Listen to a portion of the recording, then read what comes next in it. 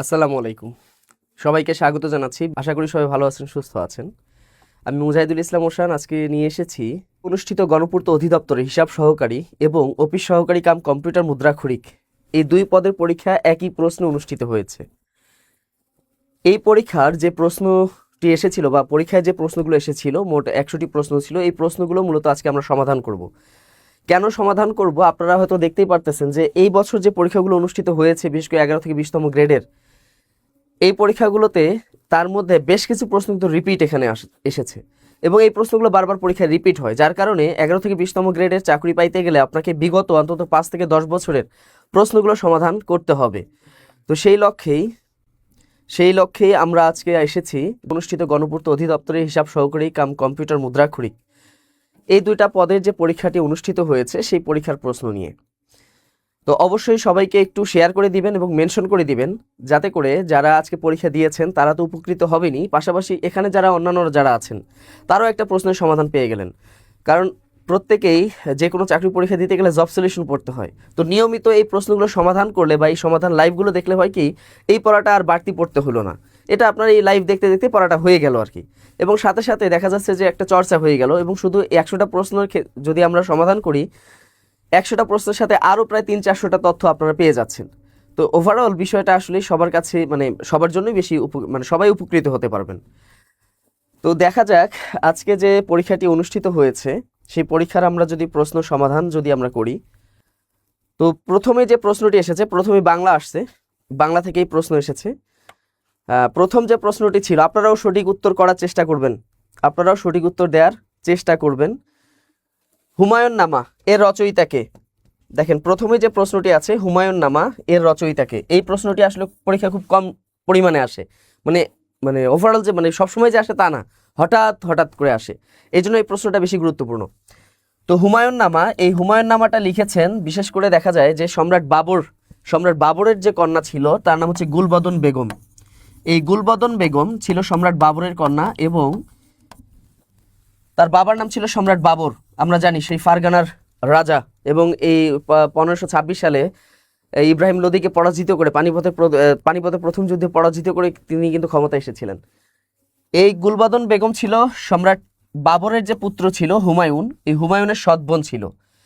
তো এই হুমায়ুনের অনুরোধেই গুলবদন বেগম লিখেছিলেন কি, হুমায়ুন নামা, এটা মনে রাখবেন। তাহলে এটা লিখেছিলেন কে, গুলবদন বেগম। এরপর দেখি কোনটি রবীন্দ্রনাথ ঠাকুর রচিত গল্প নয়। খেয়াল করে দেখেন রবীন্দ্রনাথ ঠাকুরের যে গল্পগুলো ছিল আমরা জানি, কোনটি নয় একটু উত্তর করার চেষ্টা করবেন। এখানে যেটি আছে খেয়াল করে দেখেন যে এক রাত্রি, এটি তিনি রচনা করেছেন। নষ্টনীর, এটিও তার গল্প। সমাপ্তি, এটা তো সবাই জানি, তার একটা অন্যতম একটা ছোট গল্প ছিল। এখানে যে উত্তরটি হবে সেটা হচ্ছে অনির্বাণ। অনির্বাণ নামে কোনো সাহিত্যকর্ম ওইভাবে পাওয়া যায় না, তবে অনির্বাণ নামে বাংলাভাষী একজন কবির নাম পাওয়া যায়, যিনি হচ্ছেন মূলত কলকাতা পশ্চিমবঙ্গের, হ্যাঁ এটা পাওয়া যায়। এরপর দেখি কোনটি মন্দভাগ্য অর্থে ব্যবহৃত হয়েছে। দেখেন মন্দভাগ্য অর্থে কোন বাগধারাটি ব্যবহৃত হয়েছে, আট কপালে, সাপোসা, গুফ খেজুরে এবং উড়নচণ্ডী। উত্তর করবেন এখানে। আমি যেহেতু 100টা প্রশ্ন, সময় অনেক লাগবে, এই জন্য আমি বেশি ব্যাখ্যা করব না, আপনাদেরকে সঠিক উত্তরগুলো একটু দেওয়ার চেষ্টা করব। তো আমরা জানি এটার পাড়ারই কথা, খুবই সহজ, সেটা হচ্ছে মন্দভাগ্য অর্থে ব্যবহৃত হয়েছে আট কপালে। এরপর দেখেন আলপিন শব্দটি কোন ভাষা থেকে গৃহীত হয়েছে। আলপিন, এই যে শব্দ প্রকরণ যে আছে অধ্যায়টি আছে, এখান থেকে প্রশ্ন থাকবেই। শব্দ প্রকরণ থেকে প্রশ্ন কমপক্ষে 1 থেকে 2টা তো থাকে। আজকে কিন্তু শব্দ প্রকরণ থেকে অনেক বেশি প্রশ্ন আসছে, এই জন্য শব্দ প্রকরণ খুব ভালো করে পড়বেন। বিশেষ করে উৎস অনুযায়ী শব্দ যে 5 প্রকার আছে, এরপর হলো গঠন অনুযায়ী 2 প্রকার আছে, অর্থ অনুযায়ী 3 প্রকার আছে, এই যে 10 প্রকার যে শব্দ আছে, এই 10 প্রকার শব্দ খুব সুন্দর করে আপনারা পড়বেন। তো আমরা জানি যে পর্তুগাল, পাদ্রি, তারপর হচ্ছে কি পর্তুগাল, পাদ্রি, চাবি, গির্জা, আটা, আনারস, আলপিন, পেঁপে, পেয়ারা, পাউরুটি, সাগু, সালসা, হ্যাঁ, তারপর সাবান, তোয়ালে, বিনতি, বেহালা, কেরানি, এরপর হচ্ছে আয়া, তারপর হলো কি এই যে শব্দগুলো যে শব্দগুলো আছে এগুলো সাধারণত পর্তুগিজ ভাষা থেকে এসেছে। তো এটা আমরা সবাই জানি যে আলপিন শব্দটি এসেছে পর্তুগিজ ভাষা থেকে। এরপর দেখি নীরব শব্দের সন্ধি বিচ্ছেদ কি হবে। নীরব, খেয়াল করে দেখেন যে নীরব যে শব্দটি আছে এই শব্দটা হচ্ছে বিশেষ করে নিপাতনে সিদ্ধ যে বিসর্গ সন্ধি আছে। এই জন্য আমি বারবারই ক্লাসগুলোতেও বলে থাকি যে নিপাতন যে সন্ধিগুলো আছে, অন্য সন্ধি পড়বেন বা না পড়বেন, নিপাতন সন্ধিটা খুব ভালো করে পড়ার চেষ্টা করবেন। তো এই নীরব শব্দটা হচ্ছে নিপাতনে সিদ্ধ বিসর্গ সন্ধি, অর্থাৎ বিসর্গ সন্ধির যে নিয়ম আছে সেই নিয়ম ছাড়াই এই সন্ধিটা মানে সন্ধির মাধ্যমে কি হয়, শব্দটাকে সংক্ষেপ করা হয় বা শব্দের মধ্যে মিলন করানো হয়। তো এখানে নীরব যে শব্দটি আছে এটা হচ্ছে নিপাতনে সিদ্ধ বিসর্গ সন্ধি হবে নীরব। এরকম আরও আছে অতঃপর, বাচস্পদ, নিরাকার, হ্যাঁ, তারপর মনক্ষুণ্ণ, মনকষ্ট, এগুলো সবগুলো হচ্ছে মানে নিপাতনে সিদ্ধ বিসর্গ সন্ধি। এরপর দেখেন উইজডম শব্দের বাংলা প্রতিশব্দ কি? উইজডম শব্দের বাংলা প্রতিশব্দ কি? উইজডম শব্দের বাংলা প্রতিশব্দ, এটা পারার কথা। এখানে দেখেন প্রজ্ঞা, চালাক, জ্ঞান, বুদ্ধি। তো এখানে উইজডম শব্দের বাংলা প্রতিশব্দ হচ্ছে মূলত কি? প্রজ্ঞা অর্থে ব্যবহৃত হয় উইজডম। এটা এর আগে কিন্তু বিসিএসও এসেছিল। তো এখানে যারা যুক্ত আছেন সবার জ্ঞাতার্থে একটা বিষয় আপনাদের কাছে শেয়ার করি। সারা বাংলাদেশে বিভিন্ন বিভিন্ন মানে ফেসবুকে পেজের মাধ্যমে বা বিভিন্ন পার্সোনাল আইডির মাধ্যমে আপনারা জেনেছিলেন যে প্রাইমারি পরীক্ষা নাকি জানুয়ারিতে হবে না, কিন্তু বিদ্যাবাড়ি সবসময় জানুয়ারিতে হবে এই ব্যাপারে আপনাদেরকে সবসময় তাগাদা দিত। এবং বিশেষ করে আমি যখনই লাইভে আসতাম সবসময় কিন্তু আপনাদেরকে জোর দিতাম যে জানুয়ারিতে পরীক্ষাটা হবে, এই লক্ষ্যে পড়াশোনা করেন। দেখেন 2 তারিখে কিন্তু হয়ে যাচ্ছে, প্রথম এবং দ্বিতীয় ধাপ দুইটারই পরীক্ষা কিন্তু হয়ে যাচ্ছে। তো সবসময় মনে রাখবেন যে বিদ্যাবাড়ি থেকে যে তথ্যগুলো দেয়া হয়, মানে এই তথ্যগুলো অনেক চিন্তা ভাবনা করে দেয়া হয়। জানুয়ারিতে পরীক্ষা হবে এটা কিন্তু একমাত্র বিদ্যাবাড়ি এটার পক্ষে ছিল যে এটা হবেই, কারণ আমরা বুঝতেছিলাম যে এই পরীক্ষাটা আসলেই হবে, জানুয়ারিতে অবশ্যই হবে, কারণ এটা আমরা বুঝতে পেরেছি যে এটা পিছানোর কোনো সম্ভাবনা নাই। তো এই জন্য সবসময় বিদ্যাবাড়ির সাথে থাকার চেষ্টা করবেন। এবং বিশেষ করে আমি যে তথ্যগুলো দেই অনেক চিন্তা ভাবনা করে, অনেক ভাবনা চিন্তা করে আপনাদেরকে তথ্যগুলো দেওয়ার চেষ্টা করি। নিচের কোনটি যৌগিক শব্দের উদাহরণ? এই যে অর্থ অনুযায়ী যে শব্দগুলো যে আছে, তাই না, এই যে যেমন আছে চিকামারা, মিতালি, তারপর হলো মধুর, হ্যাঁ, এই যে শব্দগুলো আছে এই শব্দগুলো হচ্ছে মূলত যৌগিক শব্দ। মানে এই শব্দগুলো সাধারণত সন্ধি, প্রকৃতি বা প্রত্যয় অথবা বা দেখা যায় যে প্রত্যয়ের সাহায্যে, উপসর্গের সাহায্যে গঠিত হয়। তবে গঠনের আগের অর্থ এবং গঠনের পরের অর্থ একই ধরনের থাকে বা প্রায় একই থাকে। এই শব্দগুলোকে বলে যৌগিক শব্দ। এটা হচ্ছে মিতালি হবে, সঠিক উত্তর হবে কি? মিতালি। এরপর দেখি আমরা পরবর্তী যে প্রশ্নগুলো আছে। আমরা ধারাবাহিকভাবে 100টা প্রশ্ন আজকে সমাধান করার চেষ্টা করব। এই জন্য অবশ্যই বেশি করে শেয়ার দিবেন, যাতে করে যারা পরীক্ষার্থী আজকে পরীক্ষা দিয়েছেন তারাও যেন সবাই উপকৃত হতে পারে। নিচের কোনটি রূপক কর্মধারয় সমাসের উদাহরণ? রূপক কর্মধারয় বলতে বুঝি, খেয়াল রাখবেন, কর্মধারয় সমাসটা হয় এভাবে। কর্মধারয় সমাসটা সবসময় হয় কি? একটা থাকবে অ্যাডজেক্টিভ আর একটা থাকবে হচ্ছে নাউন, অথবা দুইটা নাউন যদি পাশাপাশি বসে তাহলে প্রথমটা তো অটোমেটিক অ্যাডজেক্টিভ হয়ে যাবে। এটা তো আমরা জানি সচরাচর এটার মাধ্যমে, তাই না? প্রধান শিক্ষকের পরীক্ষাটা দেরি হতে পারে, একটু দেরি হতে পারে। এবার দেখেন, তো দেরি হতে পারে এই চিন্তা করা যাবে না, যে কোনো মুহূর্ত হতে পারে, এটাকে টার্গেট করে পড়াশোনা করেন, দেরি হলে সেটা পরের বিষয়। এবার দেখেন, এটা আমরা জানি। এবং এখানে দেখেন যে রূপক কর্মধারয় সিংহ পুরুষ, একটা দেখেন সিংহ এবং পুরুষ, মানে পুরুষকে সিংহের সাথে তুলনা করা হয়েছে। তো এদের বৈশিষ্ট্য কিন্তু মিল নাই, এটা হচ্ছে উপমিত হবে। এটা উপমিত হবে যে পুরুষ সিংহের ন্যায় বা পুরুষ সিংহের মতো। এটা হচ্ছে কি? অবাস্তব একটা কল্পনা। এখানে কোনো বাস্তবতা নেই, কোনো সত্যতা নেই, এটা হচ্ছে অবাস্তব। নীল আকাশ, নীল দেখেন, নীল শব্দটা অ্যাডজেক্টিভ। যে কোনো রঙের নাম সাধারণত অ্যাডজেক্টিভ হিসাবেই গণ্য করা হয়, যদিও এটা নাউন তবে এটা অ্যাডজেক্টিভ। আকাশ হলো নাউন, তাহলে এটা অবশ্যই কর্মধারয়। নীল আকাশ, এটা হচ্ছে কি বলা হবে? সাধারণ কর্মধারয়। নীল যে আকাশ, তাই না? নীল আকাশ, নীল যে আকাশ, অর্থাৎ যদি অ্যাডজেক্টিভ এবং নাউনের মধ্যে সমাস হয়, মাঝখানে যদি যে আসে, ব্যাসবাক্য যখন করবেন মাঝে যদি যে আসে, তাহলে এটা হয় সাধারণ কর্মধারয়। আর যে বাদে যদি অন্য কিছু আসে সেটা হয় মধ্যপদলোপী কর্মধারয়। আর যখন তুলনা বুঝায় তখন হয় উপমান, নাহলে উপমিত, নাহলে রূপক। এরপর দেখেন যে শঙ্খ ধবল, শঙ্খ মানে শাখা, মানে সমুদ্র থেকে শামুক দিয়ে তৈরি করা যে শাখা, তাই না? এই শাখাটা যেটা আছে, হ্যাঁ, শাখা যেটা আছে এটা সাধারণত সাদা রঙের হয়ে থাকে, এই জন্য শঙ্খ ধবল। এটা ঠিক আছে, এটাও উপমান, এটা হচ্ছে উপমান। এটা হচ্ছে কি? সাধারণ কর্মধারায়, এটা হচ্ছে উপমিত। ক্রোধানল, খেয়াল করে দেখেন, অনল, অনল মানে কি? আমরা জানি অনল শব্দ অর্থ কি? আগুন। আগুনটা কিন্তু দেখা যায়, আগুনের রং হচ্ছে লাল, এটা দেখা যায়। কিন্তু ক্রোধ, মানুষের রাগ, কিন্তু এটার কোনো আকার আকৃতি নেই, এটা অনুভবের বিষয়, অনেকটা অ্যাবস্ট্রাক্ট নাউনের মতো।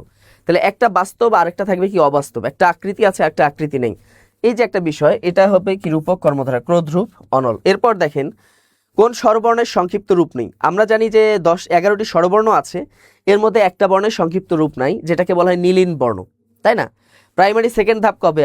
প্রাইমারি প্রথম এবং দ্বিতীয় ধাপ দুইটার একই সাথে পরীক্ষা হচ্ছে আগামী 2 জানুয়ারি, মনে রাখবেন। অয়ের কোনো সংক্ষিপ্ত রূপ নাই, এটাকে নীলিন বর্ণ বলা হয়। এই জন্য আরেকটা কারণ হচ্ছে যে প্রত্যেকটা ব্যঞ্জন বর্ণ যখন, মানে প্রত্যেকটা না, মানে অধিকাংশ ব্যঞ্জন বর্ণ উচ্চারণ করার সময় এটার সাথে অধ্বনিটা কি থাকে। যে ভূমিতে ফসল জন্মায় না তাকে কি বলা হয়? অনুর্বর। বলেন দেখি, তাকে কি বন্ধা বলা হয়? অবশ্যই না, বন্ধা তো অন্য জিনিস, যার সন্তান হয় না। পতিত বলা হয় না, এটাকে অনুর্বর বলা যায় না, এটাকে কি বলা হয়? ঊষর বলা হয়। যে জমিতে ফসল জন্মায় না তাকে বলা হয় ঊষর, ঠিক আছে, তাকে বলা হয় কি? ঊষর। এরপর যদি আমরা দেখি কোন বানানটি শুদ্ধ, খেয়াল করে দেখেন, যারা নত্যবিধান সত্যবিধানটা পড়েছেন অবশ্যই আপনারা জানেন যে রি, র, স এবং ক্ষিয় খ, রি বা রিকার, র বা রেফ বা রফলা বা মূর্ধন্য স অথবা ক্ষিয় খ, এর পরে যদি কোনো স্বরধ্বনি থাকে, ক বর্গ থাকে, প বর্গ থাকে, অন্তঃস্থ থাকে, হ থাকে, অনুস্বর থাকে, এরপরে যদি কোনো ন আসে সেটা কি হয়? মূর্ধন্য ন হয়। তো এখানে দেখেন মূর্ধন্য স এর পরে একটা স্বরধ্বনি আছে, এরপরে অবশ্যই মূর্ধন্য ন হবে। বুঝতে পেরেছেন? এরপরে অবশ্যই কি হবে? মূর্ধন্য ন হবে। বনে বাঘ আছে কোন কারকে কোন বিভক্তি? একটু দেখেন, বনে বাঘ আছে অর্থাৎ এখানে বোঝাচ্ছে বন, বনকে বুঝিয়েছে। বনে বাঘ আছে, এখানে প্রশ্নকর্তার অপশন অনুযায়ী বোঝা গেছে যে এখানে বনে বনে বাঘ আছে। বনে কোন কারকে কোন বিভক্তি হবে? একটু উত্তর করবেন, এখানে অনেকেই যুক্ত আছেন, আপনারা সবাই উত্তর করবেন এবং একটু শেয়ার দিবেন বেশি করে, যাতে করে এখানে অনেকেই আরো বেশি উপকৃত হতে পারে অবশ্যই। এবার দেখেন, তো বনে বাঘ আছে, এই বন এটা হলো মানে কোনো ক্রিয়া সংঘটিত হওয়ার যদি স্থান বুঝায়, ঠিক আছে, স্থান বুঝায় অথবা সময় বুঝায়, সেটা সাধারণত অধিকরণ হয়ে থাকে। তাহলে বনে বাঘ আছে, এখানে বনটা অবশ্যই অধিকরণ কারক হবে। এই বনের শব্দটার মূল শব্দ হচ্ছে বন, এর সাথে যুক্ত হয়েছে এ বিভক্তি। তো এ বিভক্তি হলে কি হয়? সপ্তমী বিভক্তি হয়, এটা তো আমরা সবাই জানি। এটা অবশ্যই অধিকরণে কি হবে? সপ্তমী হবে। আর যদি প্রশ্ন করতো যে এটা কোন ধরনের অধিকরণ, তাহলে এটা অবশ্যই তো ঐক্যদেশিক অধিকরণ। কারণ কি? যে বনে বাঘ আছে, বাঘ কিন্তু পুরো বন জুড়ে থাকে না, বনের নির্দিষ্ট কিছু জায়গায় থাকে, এটাকে বলে ঐক্যদেশিক অধিকরণ। এটা একটু মনে রাখবেন। বাংলা বর্ণমালায় মাত্রাহীন বর্ণের সংখ্যা কত? আমরা জানি 50টি যে বর্ণ আছে তার মধ্যে আছে পূর্ণ মাত্রা আছে কতগুলো? পূর্ণ মাত্রার বর্ণ আছে আমরা জানি 32টি। এরপর দেখেন অর্ধমাত্রা, অর্ধমাত্রা আছে কতটি? 8টি আছে। এবং মাত্রাহীন আছে 10টি, তাই না? এই যে পূর্ণ মাত্রা যে 32টি আছে, এই 32টার মধ্যে 6টা আছে স্বরবর্ণ এবং 26টা হলো ব্যঞ্জন বর্ণ। এবার দেখেন যে অর্ধমাত্রা যে 8টি আছে, এর মধ্যে একটা হলো স্বরবর্ণ রি, আর বাকি 7টি হচ্ছে কি? ব্যঞ্জন বর্ণ, যেমন খ, গ, ন, থ, ধ, প, তালব্য স, এগুলো হচ্ছে কি? অর্ধমাত্রা। আর মাত্রাহীন বর্ণ আছে টোটাল 10টি, তার মধ্যে 4টা হলো স্বরবর্ণ এ, ওই, ও, ও, এবং বাকি 6টি হলো ব্যঞ্জন বর্ণ, যেমন খণ্ডত, অনুস্বর, বিসর্গ, এই যে এগুলো আর কি। এরপর দেখেন, তাহলে এখানে দেখা যায় যে মাত্রাহীন বর্ণ কতটি আছে? 10টি আছে। ভাষার ক্ষুদ্রতম একক কি? খেয়াল করে দেখেন, ভাষার ক্ষুদ্রতম একক, ক্ষুদ্রতম একক বলতে যেটাকে আমরা উপাদান বলি, উপাদান মানে হচ্ছে ক্ষুদ্রতম অংশকে উপাদান বলা হয়। ভাষার ক্ষুদ্রতম একক, শুধু একক, উপাদান, মূল উপাদান, ক্ষুদ্রতম অংশ, ক্ষুদ্রতম বিষয়, এইগুলো বলতে বোঝায় কি? ধ্বনি বা বর্ণ। মনে রাখবেন, খেয়াল করে দেখেন, ধ্বনিও হবে বর্ণ হবে, সেক্ষেত্রে বাছাই করবো আমরা কাকে? ধ্বনিকে বাছাই করব। একই সাথে মনে রাখবেন, শব্দের ক্ষুদ্রতম এককও ধ্বনি বা বর্ণ, ভাষার ক্ষুদ্রতম একক ধ্বনি বা বর্ণ, বাক্যেরও ক্ষুদ্রতম একক কি? ধ্বনি বা বর্ণ। তবে উপাদান উপকরণ যদি মানে ক্ষুদ্রতম একক, আর যদি উপকরণ বুঝায়, ঠিক আছে, উপকরণ যদি বুঝায় সেক্ষেত্রে শব্দের ক্ষুদ্রতম একক হবে ধ্বনি বর্ণ, বাক্যের হবে কি? শব্দ, এবং ভাষার হবে বাক্য। সূর্য এর প্রতিশব্দ নয় কোনটি? সূর্য এর প্রতিশব্দ কোনটি? সূর্য এর প্রতিশব্দ, খেয়াল করে দেখেন, আপনারা যারা প্রাইমারি বিভিন্ন ব্যাচে যুক্ত আছেন, আপনাদের ক্লাসগুলোতে কিন্তু বারবার বলা হয়েছে যে সমার্থক শব্দে এগুলো বাছাই করে পড়বেন। প্রত্যেকটা পরীক্ষায়, বিশেষ করে 11 থেকে 20তম গ্রেডেও কিন্তু বলা হয়, প্রত্যেকটা ক্লাসেই কিন্তু বারবার বলে দেই এগুলো পড়বেন। দেখেন, এইগুলো থেকে সমার্থক শব্দ সবসময় বেশি আসে, এই জন্য সামনে যারা পরীক্ষা দিবেন প্রাইমারির, একটু জোর দিয়ে পড়বেন, ঠিক আছে? খেয়াল করে দেখেন, সুধাংশু, শশাঙ্ক, বিধু, এগুলো সাধারণত কি? সুধাংশু, শশাঙ্ক, বিধু চন্দ্রের সমার্থক শব্দ। বাকি যেটা আছে আদিত্য, তাই না? আদিত্য, রবি, এগুলো হচ্ছে কি? সূর্যের সমার্থক শব্দ। ভাষা আন্দোলন ভিত্তিক নাটক কোনটি? আপনাদের বারবার বলা হয় ভাষা আন্দোলন ভিত্তিক এবং মুক্তিযুদ্ধ ভিত্তিক যে প্রথম যে সাহিত্যকর্ম ছিল, প্রথম নাটক, প্রথম গান, প্রথম উপন্যাস, তারপর হচ্ছে এই ধরনের যতগুলো বিভাজন আছে, যতগুলো বিভাগ আছে, সবগুলো থেকে মূলত আপনাদের প্রশ্ন আসে। তো ভাষা আন্দোলন ভিত্তিক সর্বপ্রথম যে নাটকটা, সেটা হয়েছিল কি? কবর, যেটা লিখেছিলেন কে? মুনির চৌধুরী লিখেছিলেন, তাই না? তিনি যখন জেলখানায় ছিলেন, রাজবন্দী ছিলেন, রাজবন্দী থাকা অবস্থায় তিনি এটা লিখেছেন, এবং এটা প্রথম প্রদর্শিত হয়েছিল বা এটা মঞ্চায়িত হয়েছিল রাজবন্দীদের দ্বারাই। এই তথ্যগুলো কিন্তু আপনাদের জানতে হবে। দেখেন, এরপর যদি প্রথম উপন্যাস ছিল কি? আরেক ফাল্গুন, সবাই তো আমরা জানি, তাই না? ভাষা আন্দোলন ভিত্তিক। শেষের কবিতার রচয়িতাকে? শেষের কবিতা, খেয়াল করে দেখেন, এই শেষের কবিতা, শেষের গল্প, হ্যাঁ, শেষের এই ধরনের যে বইগুলো আছে বা সাহিত্যকর্মগুলো আছে, এগুলো খুবই গুরুত্বপূর্ণ। এগুলো বারবারই রিপিট হয়, এগুলো বারবারই শেষ কথা, এগুলো বারবারই রিপিট হয়। পড়বেন শেষের কবিতা যে রচয়িতা আমরা জানি সবাই, তিনি হলেন রবীন্দ্রনাথ ঠাকুর। আমাদের যে জাতীয় বিশ্বকবি আছে রবীন্দ্রনাথ ঠাকুর, তারই লেখা একটি কি শেষের কবিতা, একটা উপন্যাস। অবশ্যই সেটা মনে রাখবেন, তাই না? অবশ্যই মনে রাখবেন। এরপর দেখেন বাংলা সনেটের প্রবর্তককে। বাংলা সনেটের প্রবর্তক, এটা খুবই সহজ। আমি বারবারই বলি, আপনাদের সবসময় লাইভে বলার চেষ্টা করি, বা অন্যান্য স্যারেরাও বলার চেষ্টা করি, কিছু নির্দিষ্ট কবি সাহিত্যিক থেকে সবসময় প্রশ্ন হয়। আজকে পরীক্ষাটা দেখেন, ওই কয়েকজন কবি সাহিত্যিক থেকে ঘুরে ফিরে প্রশ্ন হয়, এই জন্য খুবই জোর দিয়ে পড়বেন। বাংলা সনেটের প্রবর্তক তিনি হচ্ছেন মাইকেল মধুসূদন দত্ত। তিনি মূলত পেত্রার্কীয় যে সনেট আছে এবং মানে শেক্সপিয়রের যে সনেট আছে, এই দুইটা সনেটের মিশ্রণে তিনি সনেট রচনা করেছেন। আরেকটা আছে মিল্টনের, ইতালীয় কবি যে মিল্টন ছিলেন, ওই ইতালীয় কবি মিল্টনের যে সনেট, ওইটার আবার বাংলা প্রবর্তক হচ্ছেন কে? প্রমথ চৌধুরী। আমরা সবাই জানি, যিনি হচ্ছেন বাংলা গদ্যে চলিত রীতির প্রবর্তক। সমাস ভাষাকে কি করে? সমাস ভাষাকে কি করে? আমরা জানি সমাস ভাষাকে কি করে। আমরা যদি বলি যে অগ্রে থাকে যে নায়ক, খেয়াল করে দেখেন, অগ্রে থাকে যে নায়ক, এখানে পদ আছে কতগুলো দেখেন তো দেখি। পদ আছে 1 2 3 4টা পদ। এই এতগুলো পদ বলতে আমাদের অনেক সময় লাগে। এটাকে যদি আমরা সংক্ষেপে বলি কি হয়? অগ্রনায়ক হয়। তাহলে ভাষা, এই যে সমাস কি করলো, একটা ভাষাকে, ভাষা মানে কি, একটা বাক্যকে কি করলো সংক্ষেপে। এখন আমরা অগ্রনায়ক বলতে অগ্রে থাকে যে নায়ক, পুরো ভাবটা এখানে চলে আসছে। সংক্ষেপ করে সমাস ভাষাকে সংক্ষেপ করে। সমাস ভাষাকে কি করে? একাধিক পদকে এক পদে রূপান্তর করে। সমাস কি করে? মিলন ঘটায়, অনেকগুলো পদকে, মানে দুইটা পদকে একসাথে মিলন ঘটায়। যেমন এই যে অগ্র এবং নায়ক, এই দুইটার মিলন ঘটিয়েছে। সমাসের 3টা অর্থ আছে, তার মধ্যে সমাস ভাষাকে কি করে? অবশ্যই সংক্ষেপ করে। আমরি বাংলা ভাষা, এই যে এখানে আ আছে, তাই না? আমরি বাংলা ভাষা, এখানে আ দ্বারা কি বুঝিয়েছে? এই যে আ, এখানে যে আ যে আছে, একটা স্বরধ্বনি আছে, এই আ দ্বারা এখানে কি বুঝিয়েছে বলেন দেখি। 4টি অপশন আছে, আশা, আনুগত্য, আবেশ এবং আনন্দ। কোনটি হতে পারে? একটু উত্তর করবেন, তাই না? এরপর দেখেন, এরপর কিন্তু আরো অনেক গুরুত্বপূর্ণ প্রশ্ন আছে সামনে। এই আজকে যে পরীক্ষা, এখান থেকে বেশ কিছু প্রশ্ন কিন্তু সামনের পরীক্ষাগুলোতে আসার সম্ভাবনা আছে। এরকম বেশ কিছু বলতে 15 থেকে 20টা প্রশ্ন কিন্তু আছে, তাই না? 15 থেকে 20টি প্রশ্ন আছে, মনে রাখবেন। তো এখানে আ দ্বারা মূলত আনন্দ বুঝিয়েছে। এবার দেখেন জাতিসংঘ পরিবেশ কর্মসূচি, ইউএনএফইপি, তাই না? ইউএনইপি যেটা আর কি আছে, এটার ইউএনইপি, ঠিক আছে, এনভায়রনমেন্ট প্রোগ্রাম, তাই না? ইউনাইটেড নেশন এনভায়রনমেন্ট প্রোগ্রাম, এটার যে সদর দপ্তর, এটি কোথায়? সুইজারল্যান্ড, অস্ট্রিয়া, কানাডা নাকি কেনিয়া? কোথায় হতে পারে? হ্যাঁ, এটা কিন্তু একটু ডিফারেন্ট টাইপের, মানে জাতিসংঘের অন্তর্ভুক্ত যে অঙ্গ সংগঠন যেগুলো আছে, এগুলো কিন্তু অধিকাংশরই সদর দপ্তর হচ্ছে ইউরোপ কেন্দ্রিক। এটা একটু ডিফারেন্ট। এটা হচ্ছে, আমরা জানি যে কেনিয়ার রাজধানী নাইরোবি, এই নাইরোবিতে হচ্ছে কি জাতিসংঘ পরিবেশ কর্মসূচি, ইউনাইটেড নেশন এনভায়রনমেন্ট প্রোগ্রাম, এটা কি অবস্থিত? কোথায় এটা? কেনিয়ার রাজধানী নাইরোবিতে অবস্থিত। মনে রাখবেন, কেনিয়ার রাজধানী নাইরোবিতে অবস্থিত।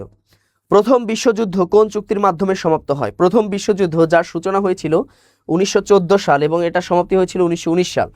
তো এই যে প্রথম বিশ্বযুদ্ধ যেটি হয়েছে, এটা সমাপ্তি হয়েছিল, আমরা সবাই এটা জানি, কমন একটা বিষয়, সেটা হলো ভার্সাই চুক্তির মাধ্যমে, তাই না? ভার্সাই নগরীতে সেই ঐতিহাসিক চুক্তির মাধ্যমে প্রথম বিশ্বযুদ্ধের সমাপ্ত হয়েছিল। হ্যাঁ, এটা কমন একটা টপিক। এরপর দেখেন জিএসপি এর পূর্ণরূপ কি? জিএসপি এর পূর্ণরূপ, এটা অনেকবার পরীক্ষা আসছে। ক আছে জেনারেলাইজড সিস্টেম অফ প্রিফারেন্স, কোনটি হবে? জেনারেলাইজড সিস্টেম অফ প্রিফারেন্স, এটি হবে জিএসপির সমার্থক, মানে জিএসপির পূর্ণরূপ, নাকি অন্য কিছু হবে? একটু দেখি, নাকি কোনটি হবে?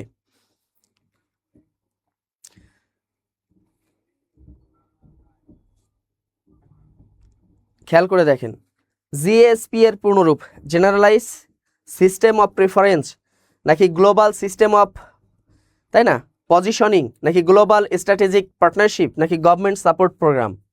কোনটি হবে? এটা আমরা সবাই জানি, জিএসপি মানে কি? Generalise system of preference. ক নাম্বার যেটি ছিল এই প্রশ্নের, যে ক নাম্বার যে অপশনটি ছিল, সেটি কি হবে? আমি যদি আবারও একটু দেখাই, জিএসপি যে শব্দটি আছে, একটা বিশেষ একটা পরিভাষা, যেটা সাধারণত কি পোশাক রপ্তানির সাথে জড়িত, বিশেষ করে আমাদের গার্মেন্টস সেক্টরের সাথে যেটা জড়িত আর কি। এই যে জেনারেলাইজ সিস্টেম অফ প্রিফারেন্স, এটা অবশ্যই দেখেন, এটা কিন্তু বিভিন্ন পরীক্ষা আসার মতো একটা প্রশ্ন এবং আসে সচরাচর, এই প্রশ্নগুলো কিন্তু আসে। হ্যাঁ, অনেকেই সঠিক উত্তর দিতে পারতেছেন। শামীম রেজা বলেছেন হ্যাঁ, তাহমিনা আক্তার বলছেন ভার্সাই চুক্তি। হ্যাঁ, আপনারা অবশ্য অনেক পড়াশোনা করেন। এতে করে কি হলো, এই প্রশ্নগুলো আর বাড়তি দেখা লাগলো না। এই যে লাইভের মাধ্যমে আপনার প্রশ্নগুলো সুন্দর করে দেখে নিলেন। এবং আজকের প্রশ্নে কিন্তু বেশ কিছু জটিলতাও আছে। হ্যাঁ, বাংলাদেশের সাথে ভারতের, এটা একটু উত্তর করবেন। বাংলাদেশের সাথে ভারতের সীমান্তবর্তী জেলা কতটি? একটু উত্তর করেন দেখি। বাংলাদেশের সাথে ভারতের সীমান্তবর্তী জেলা কতটি? 29, 31, 32 নাকি 30? কতটি জেলা? এটা একটু উত্তরটা দেখতে চাই যারা এখানে যুক্ত আছেন। বাংলাদেশের সাথে ভারতের সীমান্তবর্তী জেলা মোট কতটি? একটু উত্তর করবেন। 24 নম্বর যে প্রশ্নটি আছে, দেখা যাক। 32টি শামীম রেজা বলেছেন। এই তো, মানে পরীক্ষার প্রশ্নগুলো দেখেন, আজকের পরীক্ষার প্রশ্নটা দেখেন। অনেকে ভাবতে পারেন এখানে টাইপিং মিস্টেক হলো কিনা, অন্য কিছু হলো কিনা। ভালো করে দেখেন, এখানে কিন্তু বলে নাই যে ভারতের সাথে বাংলাদেশ। যদি বলতো যে ভারতের সাথে বাংলাদেশের, খেয়াল করে দেখেন, ভারতের সাথে বাংলাদেশের সীমান্তবর্তী জেলা কতটি? প্রশ্নটা কিন্তু একটু ঘুরিয়ে দিয়েছে। কি বলেছে? যে বাংলাদেশের সাথে ভারতের সীমান্তবর্তী জেলা। এখানে কিন্তু ভারতের জেলাগুলো বলেছে, এখানে কিন্তু বলে নাই যে বাংলাদেশের জেলা। আমরা জানি যে বাংলাদেশের সীমান্তবর্তী জেলা টোটাল 32টি, তার মধ্যে 30টা হচ্ছে কার সাথে? ভারতের সাথে, আর 3টা হলো মায়ানমারের সাথে। এর মধ্যে একটা জেলা ভারত মায়ানমার দুইটার সাথে ভাগ করে নিয়েছে, এর 32টি জেলা। কিন্তু আমরা জানি যে ভারতের 5টি অঙ্গরাজ্যের সাথে বাংলাদেশে কি আছে? সীমানা আছে। কিন্তু একই সাথে ভারতেরও 30টা জেলার সাথে বাংলাদেশে কি আছে? সীমান্তবর্তী অঞ্চল আছে। উত্তর হবে কতটি? এটাও 30টি হবে। ঠিক আছে, প্রশ্ন একটু এদিক সেদিক হলেও উত্তর কিন্তু 30টি হবে। নিচের কোন দেশের সমুদ্র, 30টি, এখানে 30টি হবে না, এখানে 32টি হবে। এখানে টোটাল উত্তর হবে কতটি? 32টি। একটু মিস্টেক হয়ে গেছে, এটা 32টি হবে, মনে রাখবেন। মানে বাংলাদেশের সাথে ভারতের সীমান্তবর্তী জেলা, আমরা বলতেছে ভারত, বাংলাদেশের সীমান্তবর্তী না। বাংলাদেশে বললে হয়তো 30টা, কিন্তু বলেছে ভারতের। ভারতের হচ্ছে 32টা জেলা এবং 5টা অঙ্গরাজ্য, মনে রাখবেন। ভারতের টোটাল 5টি রাজ্য এবং 32টা জেলার সাথে বাংলাদেশে কি আছে? সীমানা আছে। প্রশ্নটা বুঝে তারপর উত্তর দিবেন, ঠিক আছে? নিচের কোন দেশের সমুদ্র বন্দর নেই? এখানে যে 4টি দেশ আছে, আফগানিস্তান, আলজেরিয়া, মিশর এবং লেবানন। আমরা জানি মিশরেও, এটা অবশ্যই মিশর তো বুঝেনি। মিশর এটা অবশ্যই যে লোহিত সাগর, ওদিকে আফ্রিকা মহাদেশে অবস্থিত। এবার লেবানন, এখানেও আছে সমুদ্র বন্দর আছে। আলজেরিয়াতেও সমুদ্র বন্দর আছে। সমুদ্র বন্দর নাই হচ্ছে আফগানিস্তান, কারণ আফগানিস্তান হচ্ছে স্থল বেষ্টিত রাষ্ট্র, এটা আমরা সবাই জানি। ঠিক আছে, আফগানিস্তান হচ্ছে কি? স্থল বেষ্টিত রাষ্ট্র। এবার দেখেন, ডাচ ক্যাপিটাল গ্রন্থের লেখককে? ডাচ ক্যাপিটাল, এটা সচরাচর আসে এবং বিসিএসও এসেছিল, বিসিএসও দুই একবার এসেছিল। এটা হচ্ছে ডাচ ক্যাপিটাল। এই ডাচ ক্যাপিটাল এটার গ্রন্থের রচয়িতাকে? এটা অবশ্যই একজন অর্থনীতিবিদ লিখেছেন। তিনি হচ্ছে, আমি শুধু উত্তরটা বলে দিচ্ছি, তিনি লিখেছেন কি? Karl Marx. অবশ্যই মনে রাখবেন, খুবই গুরুত্বপূর্ণ। জুলাই অভ্যুত্থানে প্রথম শহীদ কে ছিলেন? বলেন দেখি। আবু সাইদ, মীর মাহফুজুর রহমান মুগ্ধ, তাহির জামান প্রিয় এবং রুহান।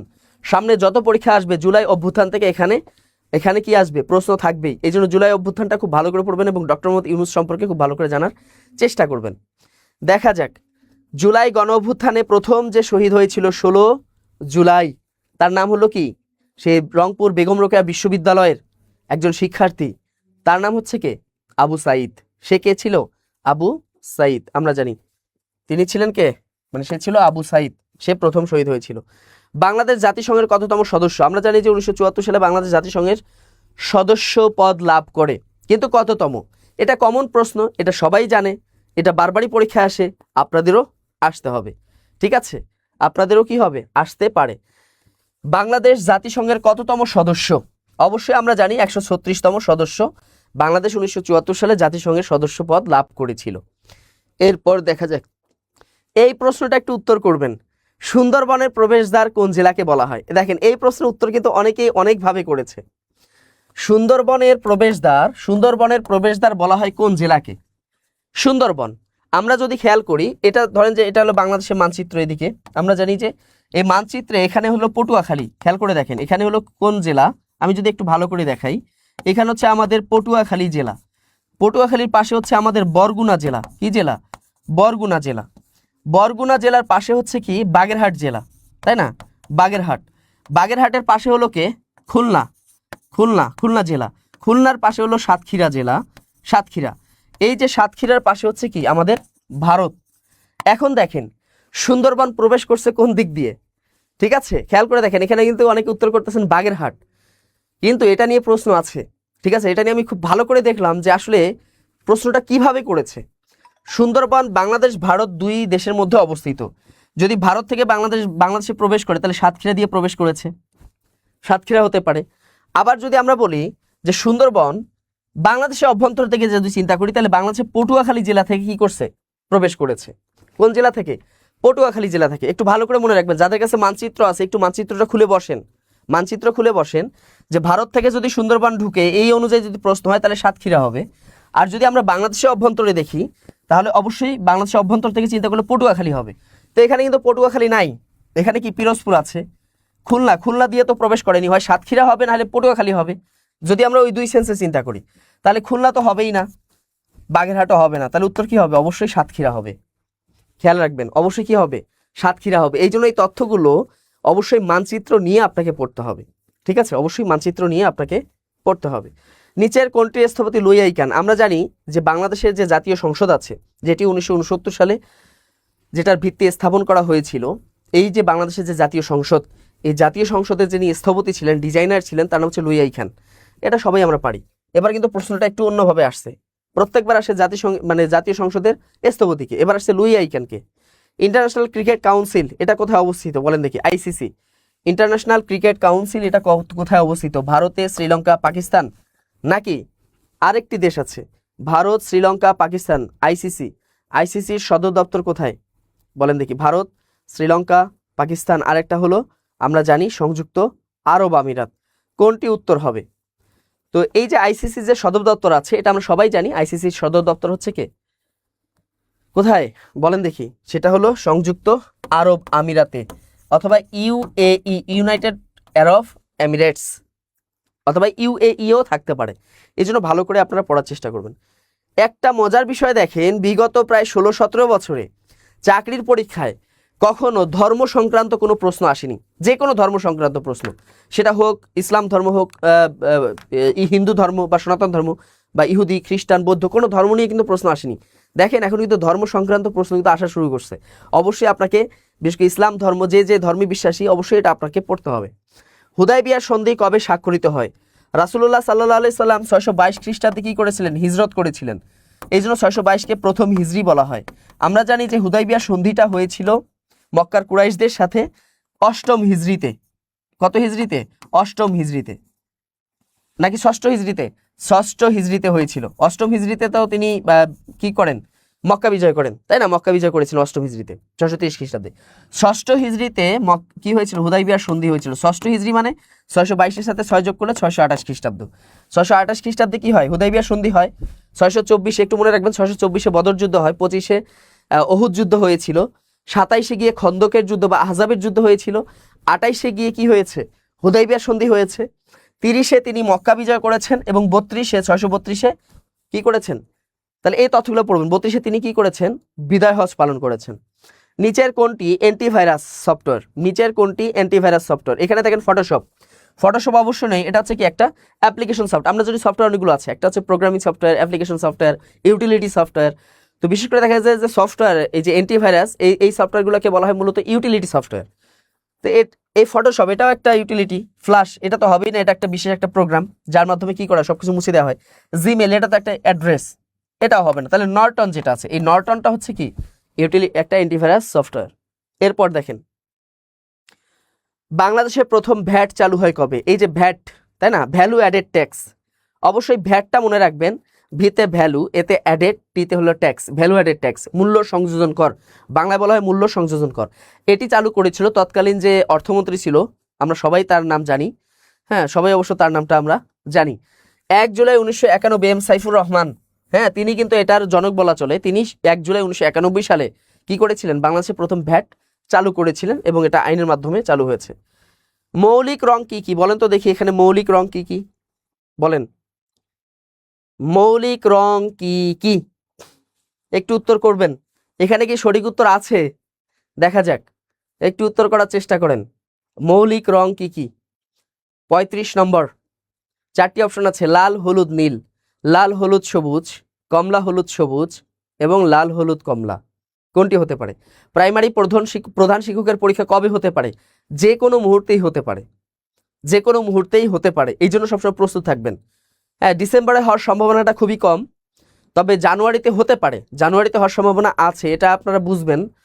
মানে এটা বোঝা যায়, যে জানুয়ারিতে মানে নির্বাচনের আগে হওয়ার সম্ভাবনাটা অনেক বেশি, তাই না?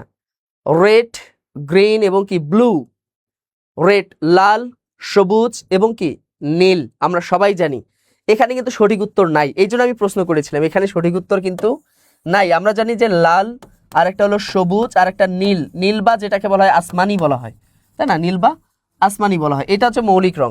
এখানে কিন্তু সঠিক উত্তর নাই, মনে রাখবেন এখানে সঠিক উত্তর নাই। এবার দেখেন অর্থনীতিতে জনসংখ্যা তত্ত্বটির প্রবর্তক কে? অর্থনীতিতে জনসংখ্যা যে একটা তত্ত্ব আছে এটার প্রবক্তা কে ছিলেন? উত্তর করবেন এটি কে বলেছেন। যিনি বলেছেন তিনি হচ্ছেন কি রবার্ট ম্যালথাস, তাই না? আমরা সব জানি জনসংখ্যা তত্ত্বের প্রবক্তা কি রবার্ট ম্যালথাস। এবার দেখেন অর্থনীতির জনক হচ্ছে অ্যাডাম স্মিথ, আর হচ্ছে অর্থনীতিতে নোবেল পাওয়া প্রথম এশীয় কে? অমর্ত্য সেন। সেকেন্ড ধাপের এক্সাম হচ্ছে 2 জানুয়ারি, প্রথম এবং দ্বিতীয় ধাপ একই দিনে অনুষ্ঠিত হবে, এটা তো ঘোষণা হয়ে গেছে। আর্টিফিশিয়াল ইন্টেলিজেন্স এআই, এআই এর ধারণাটি জনককে? এআই লিড ফরেস্ট, জন ম্যাকার্থি, নাকি জেপি ইকার্ট, নাকি চার্লস ব্যাবেজ? আমরা জানি যে এআই এর ধারণা হচ্ছে কি জন ম্যাকার্থি। তবে মজার বিষয় হচ্ছে যে এআই আমাদের আধুনিক যুগের একটা হলেও এই আর্টিফিশিয়াল ইন্টেলিজেন্স যেটা আছে এআই, এটার ধারণা কিন্তু সেই মিশরীয় সভ্যতায় কিন্তু হয়েছিল, যেটা হলো মেসোপটেমীয় সভ্যতা। ওই সভ্যতাতেই কিন্তু এআই ধারণাটা ছিল এবং এটার প্রয়োগও ছিল। হয়তোবা এটা যুগের কালের বিবর্তনে এই সভ্যতাগুলো হারিয়ে গেছে, মাটি চাপা পড়ে গেছে, সাথে একসাথে হয়েছে। হ্যাঁ, প্রাইমারি এক্সাম হচ্ছে 2 তারিখ, প্রথম এবং দ্বিতীয় ধাপ, মানে বাংলাদেশে 8টা বিভাগেরই। বাংলাদেশকে প্রথম স্বীকৃতি দানকারী দেশ কোনটি? একটু কমেন্টস করেন দেখি। ভারত, শ্রীলঙ্কা, রাশিয়া, ভুটান। তো শ্রীলঙ্কা রাশিয়া তো হবে না, এরা অনেক পরে দিয়েছে। ভারত নাকি ভুটান, এই দুটা নিয়ে আপনাদের যথেষ্ট কি আছে, কনফিউজড হয়ে যান, ভারত নাকি ভুটান। অবশ্যই আমরা জানি বাংলাদেশকে প্রথম স্বীকৃতি দানকারী হচ্ছে অবশ্যই ভুটান, মনে রাখবেন, ভারত না কিন্তু।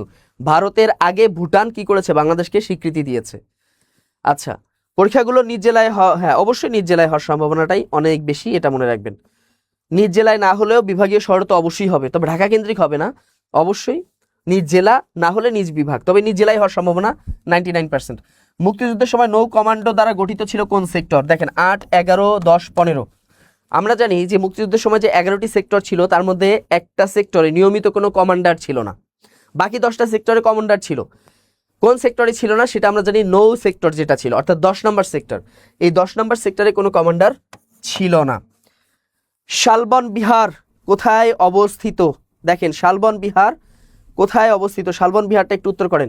গাজীপুর, রাজবাড়ী, মধুপুর, নাকি কুমিল্লার ময়নামতি? এটা আমরা সবাই জানি, কুমিল্লার ময়নামতিতে হচ্ছে কি শালবন বিহার, এটা আমরা সবাই জানি আর কি, তাই না? এটা আমরা সবাই জানি, কুমিল্লার ময়নামতি। এবার দেখেন বাংলাদেশের জাতীয় পতাকার ডিজাইনার কে? বাংলাদেশের জাতীয় পতাকার ডিজাইনার কে ছিল? এটা সবারই জানার কথা, এখানে ভুল হওয়ার কথা না। তো অবশ্যই শেয়ার দিবেন, কারণ হচ্ছে যে এতে করে সবাই উপকৃত হতে পারলো আপনার মাধ্যমে। আপনার টাইমলাইনে যদি থাকে আপনি নিজেও উপকৃত হলেন, সাথে অন্যরাও উপকৃত হতে পারলো, তাই না? তো আমরা জানি যে বাংলাদেশের জাতীয় পতাকার যে ডিজাইনার তিনি কে ছিলেন? কামরুল হাসান, তাকে তো আমরা সবাই চিনি, তিনি হলেন কামরুল হাসান। আর জয়নুল আবেদিন তো আমরা জানি বাংলাদেশের একজন কি শ্রেষ্ঠ একজন আর্টিস্ট ছিল, চিত্রশিল্পী ছিল। কান্তজিউ মন্দির কোন জেলায় অবস্থিত? কান্তজিউ মন্দির, এটা পারার কথা। এটা কি কুমিল্লা, রাঙামাটি, জয়পুরহাট, নাকি দিনাজপুর? কান্তজিউ মন্দিরটা হচ্ছে কোথায়? হ্যাঁ, এটা হচ্ছে রংপুর বিভাগের যে 8টি জেলা আছে, লাল, নীল, কুড়ি, রঙের গাই, পঞ্চঠাকুর, দিনাজপুরে যাই, তাই না? রংপুর বিভাগের যে 8টা জেলা মনে রাখবেন কিভাবে? লাল, নীল, কুড়ি, রঙের গাই, পঞ্চঠাকুর, দিনাজপুরে যাই, ব্যাস। তো এই দিনাজপুর হচ্ছে কি কান্তজিউ মন্দির। এরপর দেখি পরবর্তী প্রশ্ন, বাংলাদেশের শহীদ বুদ্ধিজীবী দিবস কোনটি? খেয়াল করে দেখেন, যেহেতু এটা ডিসেম্বর মাস, ডিসেম্বর মাসে আমাদের স্বাধীনতা দিবস আছে, সরি আমাদের বিজয় দিবস আছে। 16 ডিসেম্বর হচ্ছে আমাদের মহান বিজয় দিবস, এরপর 14 ডিসেম্বর হচ্ছে বুদ্ধিজীবী দিবস। এই ডিসেম্বর মাসে বেশ কিছু ভালো ভালো দিবস আছে, আবার বিশ্ব এইডস দিবস আছে, হ্যাঁ, আবার সামনে বড়দিন আছে, ক্রিসমাস ডে। তো এই ডিসেম্বর মাসে যে দিবসগুলো এগুলো অবশ্যই আপনাদের পড়তে হবে, বিশেষ করে এই যে জানুয়ারিতে যে পরীক্ষাগুলো হবে, ডিসেম্বর এবং জানুয়ারিতে, এই 2 মাসের পরীক্ষাগুলোতে ডিসেম্বর থেকে যে কোনো একটা দিবস আসবেই, এই জন্য বেশি করে পড়বেন। আমরা জানি সেটা হচ্ছে 14 ডিসেম্বর। গম্ভীরা কোন অঞ্চলের সঙ্গীত? গম্ভীরা হচ্ছে যেখানে একজন নানা চরিত্রে থাকে এবং একজন নাতি থাকে। হ্যাঁ, এটা আগে আমাদের বাংলাদেশ টেলিভিশনে নিয়মিত এই অনুষ্ঠানটি হইতো, প্রতি সপ্তাহে এটা নিয়মতান্ত্রিকভাবে হইতো, এখন হয় কিনা জানি না। এটা হচ্ছে আমাদের বাংলাদেশ মূলত রাজশাহী অঞ্চল, রাজশাহী মানে রাজশাহী এবং চাঁপাইনবাবগঞ্জ, মূলত এটা গানটা হচ্ছে চাঁপাইনবাবগঞ্জ, যেহেতু চাঁপাইনবাবগঞ্জ নাই এখানে রাজশাহী হবে। সঠিক উত্তর কি হবে? রাজশাহী হবে। এরপর যদি আমরা দেখি কোথায় সাঁতার কাটা সহজ, এটা বিসিএস আসছিল কিন্তু বিগত বছরে। কোথায় সাঁতার কাটা সহজ? পুকুর, বিলে, নদীতে নাকি সাগরে? আমরা জানি যে সাগরে সাঁতার কাটাটা সহজ। কেন? কারণ সাগরে হচ্ছে কি পানির ঘনত্বটা বেশি, লবণাক্ততার পরিমাণটা বেশি থাকে, এই জন্য সাগরে সাঁতার কাটা একটু কি বেশি সহজ। আচ্ছা, হ্যাঁ, এই যে উম্মে রাবিয়া ইসলাম বলেছেন লাল নীল কুড়ি রঙের গাই পঞ্চঠাকুর দিনাজপুরে যাই। হ্যাঁ, এভাবে মনে রাখবেন সুন্দর সুন্দর ছন্দের মাধ্যমে, এটা তো একদম ইজিলি মনে রাখা যায়। হ্যাঁ, তারপর হচ্ছে কোনটি জীবাশ্ম জ্বালানি নয়? জীবাশ্ম জ্বালানি মানে কি বোঝায়? যে আমাদের ভূপৃষ্ঠের উপরে যে সমস্ত গাছপালা, পশু পাখি, প্রাণী, এদের যে পচে গলে এদের শরীরের যে পদার্থগুলো আছে, কারণ একটা মানুষের শরীরে সকল ধরনের পদার্থ আছে, তাই না? আমরা জানি যে পেন্সিল যে তৈরি করে যে উপাদানটা দিয়ে, এটাও কিন্তু সেখানে আছে। আমাদের শরীরে বিদ্যুৎ আছে যেটা দিয়ে প্রায় 8 থেকে 10 মিনিট জ্বালানো যাবে, তাই না? আমাদের প্রায় 25 মিনিট জ্বালানো, 25 ওয়াটের বাল্ব 20 মিনিট জ্বালানো যাবে। একটা মানুষের শরীরে সমস্ত উপাদান আছে, এই উপাদানগুলো পচে গেলে কি হয়ে যায়? আস্তে আস্তে জীবাশ্ম তৈরি হয়, এখান থেকে জ্বালানি তৈরি হয়। তো পেট্রোলিয়াম এটাও জীবাশ্ম জ্বালানি, প্রাকৃতিক গ্যাস এটাও জীবাশ্ম জ্বালানি, এটা ভূপৃষ্ঠের মধ্যে থেকে হয়। কয়লা এটাও জীবাশ্ম জ্বালানি, শুধু বায়োগ্যাসটা নয়, এটা হচ্ছে জীবাশ্ম জ্বালানি নয়, এগুলো হচ্ছে সাধারণত নবায়নযোগ্য জ্বালানি বলা হয়। ঢাকা বিশ্ববিদ্যালয় প্রতিষ্ঠিত হয় কত সালে? আমরা জানি, দেখেন ঢাকা বিশ্ববিদ্যালয় প্রতিষ্ঠিত হয় কত সালে? 1918 সালে নাথান কমিশন গঠিত হয়েছিল স্যার সলিমুল্লাহ মুসলিম হকের নেতৃত্বে, এবং তিনি 652 একর জমি দান করেছিলেন বিশেষ করে মুসলিম শিক্ষার জন্য। 1918 সালে নাথান কমিশন গঠিত হয় এবং এই কমিশন দীর্ঘ 4 বছর কাজ করার পর, প্রায় 4 বছর কাজ করার পর 1921 সালের 1 জুলাই কি করে? ঢাকা বিশ্ববিদ্যালয় প্রতিষ্ঠা করে, যেটাকে প্রাচ্যের অক্সফোর্ড বলা হয়। দক্ষিণ আমেরিকায় অবস্থিত নয় কোনটি? দক্ষিণ আমেরিকা মহাদেশ, বুঝেন তো, ওই যে আর্জেন্টিনা, ব্রাজিল, তাই না?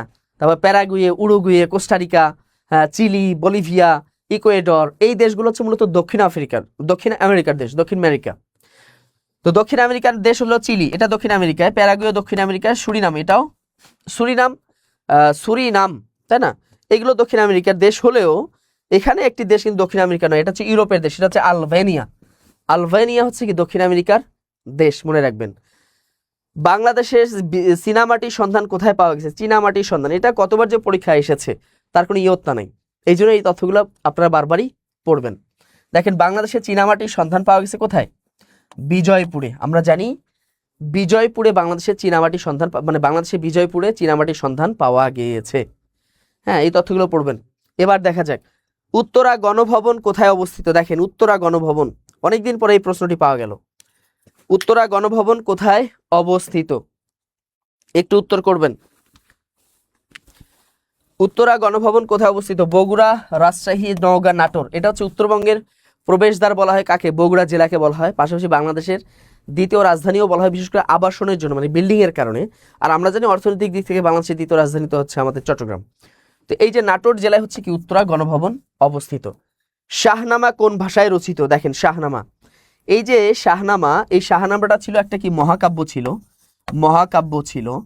হ্যাঁ মহাকাব্য, এবং এখানে 60,000 শ্লোক ছিল, বা 60,000 শ্লোক ছিল, এখানে 60,000 শ্লোক ছিল, যেটা পারস্যের কবি, ফার্সি ভাষার কবি হচ্ছে মহাকবিকে ফেরদৌসি, তিনি এটা কি করেন? এটা রচনা করেছিলেন। মহাকবি ফেরদৌসি প্রায় 60,000 শ্লোক বিশিষ্ট একটি মহাকাব্য রচনা করেন, সেটা নাম হলো কি শাহনামা। তাহলে অবশ্যই এটা কি কোন ভাষার হবে? ফার্সি ভাষায় হবে। মহাকাব্য বলতে বোঝায় কমপক্ষে 1000 লাইনের, নির্দিষ্ট একটা বিষয়ে কমপক্ষে 1000 লাইনের প্রশ্নকে কি বলা হয়? 1000 লাইনের কবিতাকে বলা হয় মহাকাব্য। আচ্ছা, এখানে বলেছেন স্যার একটা কোশ্চেন, আচ্ছা একটু উপরে চলে গেছে কমেন্টসে, আবার যদি সম্ভব হয় একটু করবেন। আচ্ছা, কারো প্রশ্ন থাকলে অবশ্যই পড়ার মাঝে মাঝে প্রশ্ন করতে পারেন, আমি উত্তর দেওয়ার চেষ্টা করব। এবার দেখেন, ফেয়ার ফ্যাক্স কি? খেয়াল করে দেখেন, ফেয়ার ফ্যাক্স কি? ফেয়ার ফ্যাক্সটা কি বলেন দেখি। অনেকেই এখানে কিন্তু একটু ভুল করবেন, মানে অনেকেই একটু কনফিউজ হয়ে যাবেন, এটা ভাবছে সংবাদ সংস্থা না। ফেয়ার ফ্যাক্স হচ্ছে আমেরিকার একটা কি গোয়েন্দা সংস্থা, মনে রাখবেন, আমেরিকার একটা কি গোয়েন্দা সংস্থা ফেয়ার ফ্যাক্স। এই যে ফ্যাক্স যেহেতু আছে, তো অনেকেই ভাবতে পারে ফেয়ার ফ্যাক্স মানে সংবাদ সংস্থা, কিন্তু এটা আসলে সংবাদ সংস্থা না, এটা হচ্ছে কি একটা আমেরিকার গোয়েন্দা সংস্থা, ফেয়ার ফ্যাক্স। এরপর দেখেন, তাহলে আমাদের সাধারণ জ্ঞান শেষ। এরপর খুবই ইম্পর্ট্যান্ট যে দুইটা টপিক, সেটা হচ্ছে ইংলিশ এবং ম্যাথমেটিক্স। এই দুটো নিয়ে আমরা আলোচনা করব। এবং আজকে কিন্তু বেশ কিছু ম্যাথ আছে যে ম্যাথগুলো আপনাদের সামনের পরীক্ষাগুলোতে আসার মতো, এবং আজকে বেশ কিছু গুরুত্বপূর্ণ, বিশেষ করে জেন্ডার কেন্দ্রিক বা আপনার নাম্বার কেন্দ্রিক বেশ কিছু গুরুত্বপূর্ণ প্রশ্ন আছে, যে প্রশ্নগুলো সামনের পরীক্ষাগুলোতে আসতে পারে, বিশেষ করে প্রাইমারিতে। একটু ভালো করে দেখবেন। Which one of the following words is not a part of a formal letter. খেয়াল করে দেখেন, একটা আনুষ্ঠানিক পত্র, ফর্মাল লেটার বলতে যেটাকে বোঝায় আনুষ্ঠানিক পত্র, অনানুষ্ঠানিক না কিন্তু আনুষ্ঠানিক যে পত্র, এই পত্রে কয়টি অংশ থাকে? আমরা জানি যে একটা পত্রে 6টা অংশ থাকে। একটা হচ্ছে হেডিং থাকে, 2 হলো অ্যাড্রেস থাকে, 3 হলো স্যালুটেশন থাকে, তারপর থাকে যে বডি অফ দ্য লেটার থাকে, এরপর হলো কি কমপ্লিমেন্টারি, তাই না, কমপ্লিমেন্টারি ক্লোজ থাকে, মানে ওই যে বিদায় নিবে যে ইতি তোমাদের বন্ধু অথবা নিবেদক, এই যে এটা, আর শেষে থাকে সিগনেচার। এই 6টা অংশ থাকে। আবারও যদি বলি, হেডিং থাকে, address, salutation, body of the letter, এরপর হচ্ছে কমপ্লিমেন্টারি ক্লোজ থাকে এবং শেষে সিগনেচার থাকে। 6টা অংশ থাকে। তো এ দেখেন, ডাটা মানে তথ্য, একটা লেটারে ডাটা থাকবে, তথ্য থাকবে। ডাটা মানে কি? পুরো লেটারের তথ্যটাকে ডাটা বলা হয়। একটা লেটারে বডি থাকে, একটা লেটারে সিগনেচার থাকে, কি থাকে না, ইমেল অ্যাড্রেসটা কি নয়, বাধ্যতামূলক নয়। ইমেল অ্যাড্রেস একটা লেটারের বাধ্যতামূলক বিষয় নয়, মনে রাখবেন। What's the meaning of colon? Call on. এখানে একটা দেখেন, এটা ফ্রেজ, তাই না, কল অন। এই ফ্রেজটার অর্থ কি একটু বলবেন দেখি, এটার অর্থ কি? আচ্ছা, সহকারী শিক্ষক পরীক্ষায় কোনো প্রশ্নের উত্তর যদি ভুল থাকে তাহলে উত্তর করবেন না। কোনো প্রশ্নে যদি একাধিক উত্তর থাকে, যে কোনো একটা দিলেই হয়ে যাবে। কোনো প্রশ্নে যদি 2টা উত্তর থাকে তাহলে প্রথম উত্তরটাকে দেওয়ার চেষ্টা করবেন। প্রথমটা যে কোনো একটা দিলে হবে, তবে প্রথমটাকে বাছাই করবেন। 3টা যদি উত্তর থাকে তাহলে প্রথম যেটা আছে এটাই দেওয়ার চেষ্টা করবেন। হ্যাঁ, এটাই চেষ্টা করবেন। এবার দেখেন, তাহলে এটা হচ্ছে দেখা করা। কল অন, এটা ফ্রেজের অর্থ হচ্ছে কি, দেখা করা। Fill with appropriate preposition, the tree has been blown dash by a strong wind. কি হবে বলেন তো দেখি? The tree has been blown dash by a strong wind. হ্যাঁ, মানে গাছটা কি হয়ে গেল, ধসে পড়লো, মানে গাছ পড়ে গেল, শক্তিশালী বাতাসে গাছ পড়ে গেল। এখানে আপনার কোন প্রিপোজিশনটা বসবে? আ বসবে, আফটার, ফর, নাকি অ্যাওয়ে? কোনটি বসবে?